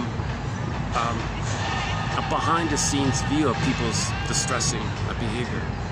If somebody's being rude, you don't think, what a jerk. You might, but the more practical thing to do is to look at, well, that person's feeling angry. Number one, he's angry. He's feeling angry, or a part of him's feeling angry, whatever. You can do it. Works both ways. You can say he's feeling angry, or a part of him is feeling angry. So number one, if he's doing a rude thing, well, he's angry. Okay, he's acting out his hostility. Okay, so and your impulse is like what the mother does to the baby. What a jerk! Well, don't do that. What's wrong with you? What's wrong with him? You're such a. So the mother says to the baby, "You're a brat." You know. So I see something rude. I go, "What a jerk!" It's just the same kind of. It's the same kind of thing. So we've got to be more mindful. We've got to be more mindful. Okay, what's behind the anger? Anger is an expression of stress, distress. Okay? Distress or stress is there when needs are not met. What do children need? Okay. Now, okay. So in the present, if you see somebody being quote-unquote rude, let's say, that means that as a child, that person as a child didn't get his needs met for safety, for security, okay, for interest, curiosity, learning, play, and delight, and sharing, and mutuality, and the need to have a positive interpersonal dynamic, a positive, emotional, positive interaction. Those kind of basic needs and the developmental process associated with that, those needs were unmet. So if you see somebody in the present who's rude and you think he's a whatever, fill in the blank, okay, that you gotta pause and say, wait a minute, that person as a baby didn't get their needs met. They had a negative, mother shouted at him, mother barked no at him all the time, maybe mother hit him or something, or the father hit him, or the sibling hit him. You know, that's coming like that's deep hostility. And that person's carrying a pain pump, distress pump, stress pump, stress pump. That book, you know, there's a self-help book called Boiling, what's it called? Look up Jan Middleton-Moz, M-O-Z. She's got it called Boiling something. Boiling Frogs, is that it? Boiling Frogs, try that one. Jan Middleton-Moss. She's got some little cartoon illustrations about in the bloodstream. You got these workers pouring in cortisol in the blood. So you got these workers, like painters or something, pouring the bucket of cortisol. So the guy's holding up the bucket of cortisol and he's pouring it into the bloodstream. And another guy's got adrenaline pouring it in. So she's teaching about the physiology of stress, right? That's not a bad little book. We posted some quotes from that. Yeah, that was a while ago, 5 years ago.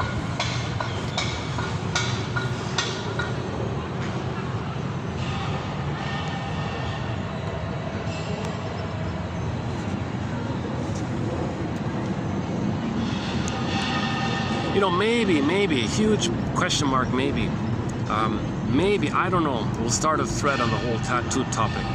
I don't know, I don't know much about it, I know nothing about it, to tell you the truth. But you see it all the time kind of thing, so it's worth, looking into a little bit maybe. So, we have an earlier quote called, somebody posted a quote called the 50 reasons why a man has a beard. 50. So there's not one that's going to be perfect for everybody. There's no one size fits all for everybody. So he had a whole list. He listed 50, I think. 50 reasons. 50. 50. 25 times 2. 50. 50. Reasons why a man has a beard. Okay. Carrying the teddy bear around with you. Hiding something, shame. He had a whole long list like that.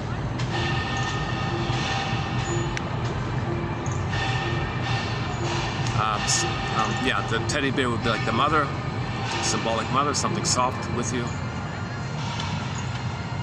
Okay, I won't try to remember it. So, anyways, maybe in the future we'll have the tattoo one. So, we do have one which was about the child didn't have an image in his mind of a supporting, loving mother. So the tattoo is supposed to be a symbol of the missing internalization image. So mainly tattoos are symbols of support, guardian angels, guardian spirit, guardian animals, protector. There's a lot of like protector kind of things. So that means it's supposed to accompany the person maybe, or it's reminds the person of the energy of the power animal. If you got a panther on your arm or something, maybe it's like it's a cat. It's embodied. It could be the breast, right? Look at that. If it's a cat, let's say, if it's a panther, let's say, or a bobcat or something, then think about that, right? Like the catwalk, the model. You see, remember we talked about the model, right? Walks like a cat. She's pretty. She's embodied symbolic breast. So maybe that's one reason. Somebody's carrying symbols of breast. So they're always one. They're always one with the mother. They feel the union and the oneness, the safety and the comfort. It's a fantasy, chemical, fantasy, chemical. So I don't know, I'm just guessing around here. That's one. That's from Miss Lemma. L-E-M-M as in Mary. A. Her first name is Alessandra or something like that. So she talks about this idea of having some representation of something that supported you. That idea. Right? And then another one was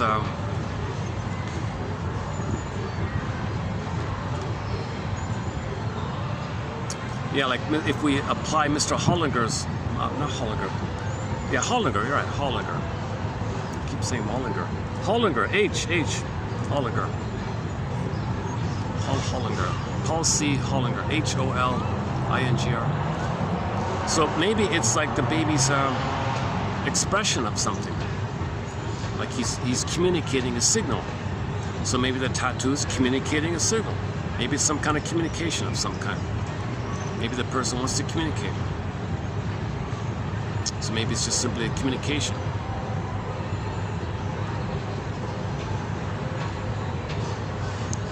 Now you could argue the identity idea. Well, there's my identity. This is unique. Everybody's unique. What's my uniqueness? I don't know my uniqueness. Well, everyone's tattoo is going to be unique, right?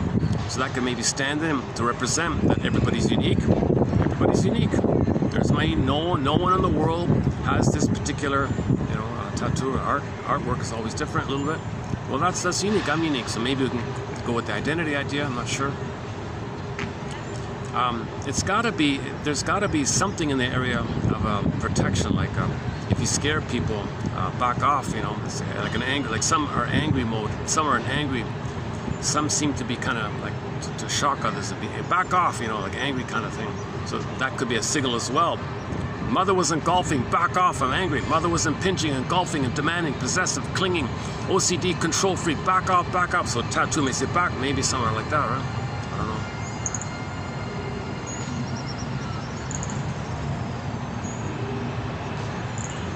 Some could be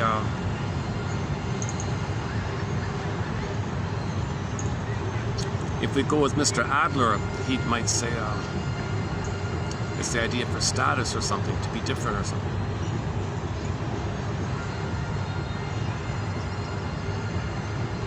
There's probably a community side to it, like others have it, so you feel a connection with others. Okay, I got a long way to go with that one.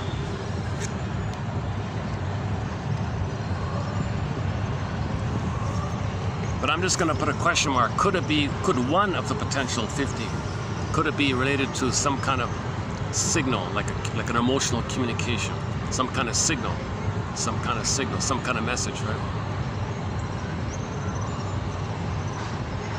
Non-verbal message, right?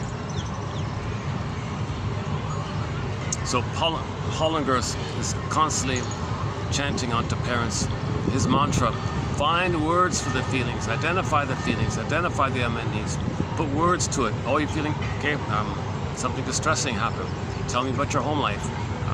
Your brothers and sisters, show an interest, understand the behind the scene reasons why he's acting, throwing things around.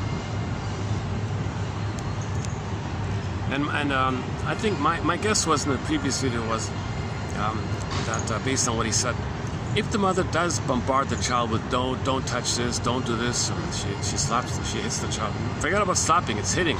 He says don't call it slapping, that's a euphemism. The mother's hitting the baby. What unbelievable.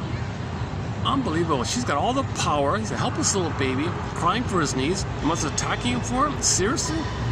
The mothers are way off. Like they're like, because the mother's got a fantasy of a boogeyman, right? A frightening thing. The child is distressed. She thinks mother's criticizing, but mother's a scary thing, so she's attacking the baby, attacking the mother in the mind. She's attacking a fantasy, putting the fantasy on the baby, attacking the baby, thinking she's fighting with the mother, but the mother didn't do such a scary thing. But as a baby, in her mind, she's got a scary thing, puts that scary thing onto the baby. Baby's complaining about something, crying about something.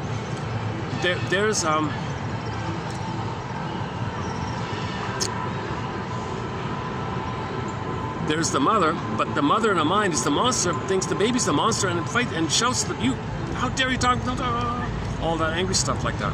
And if the mother physically, it's even worse, right? So the mother's psychotic to transfer the boogeyman image onto the own little helpless little baby. Oh, you're criticizing me? Yeah, you don't say that to me. I'm boss here. Mother knows best. So that's the ADA point for Mr. Weiss here. That's the newest sort of thing we got. I think that's the highlight.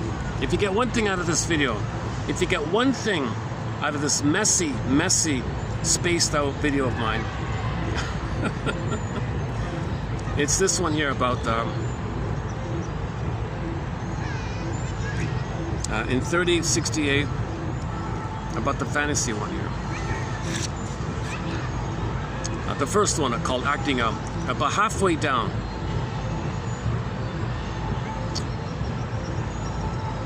Where is it? It begins with what? What to a child's mind is a crime. Mother failed him. That's a crime.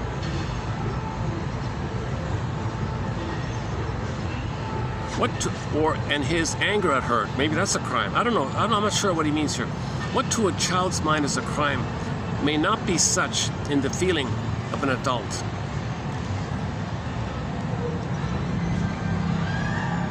So babies feel an immense amount of guilt because things are exaggerated, right? So.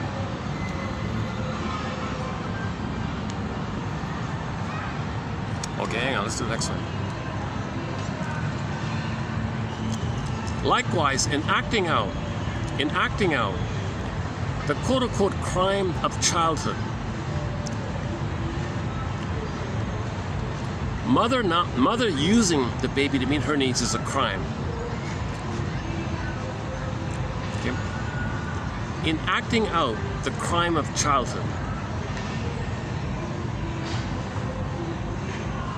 the crime of childhood will be represented by a deed which is felt to be an equivalent crime in the adult. Yeah, so in the adult, you think what the person is doing in the present is equivalent to what your mother did to you, but it was exaggerated with your mother. You think the fantasy is what's going on. So in the adult time, you have such a huge charge of somebody being crimeful to you. Somebody slighted you, major crime. That's the mother. Mother abandoned you. You looked at somebody, they slighted you, and you thought you have the emotionality that your mother abandoned you. Someone looked at you, didn't look back, you slighted me, you're enraged like that. Okay, likewise, in acting out the crime of childhood will be represented by a deed which is felt to be an equivalent crime by the adult ego.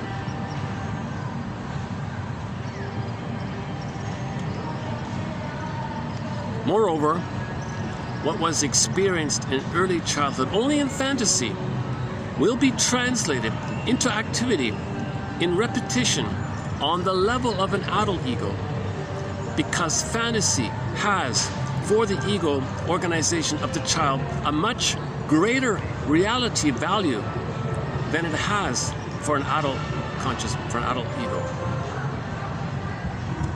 Okay, it's not clear, but I think I get. My guess around this is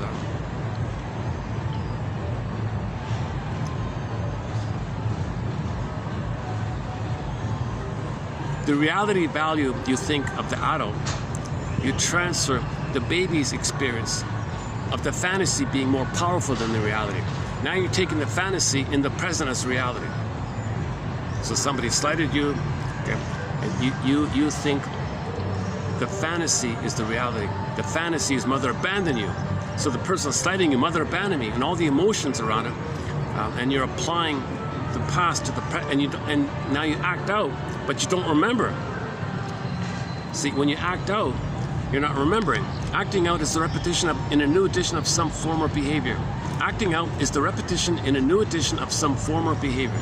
Acting out is the repetition in a new edition of some former thing, with no recognition of any relationship between the present and the past. So the person who's triggered, and they're not linking it to the past, and the present is seen with the full false belief that the fantasy in the childhood time is the reality in the present. That's psychotic stuff, basically. You don't appear psychotic. It's an ego split like that. In discussing the repetition compulsion, Freud stated the analyst would certainly prefer that the client recall the memory. It wouldn't be nice. I remember I was crying in the crib, and I heard them say, "Let him cry himself to sleep." That's abuse. That's child abuse. If the child is told, "We're going to ignore you," and he cried constantly. If you can remember, I think I cried constantly all the time. Maybe it comes up in your dreams. When you talk in the present, you get dreams. I had a nightmare where I was crying. I was terrified. So people getting nightmares, this childhood stuff's coming up. There's a lot of repressed nightmares in the childhood time. The mother doing this kind of stuff, there's nightmares in the child's mind.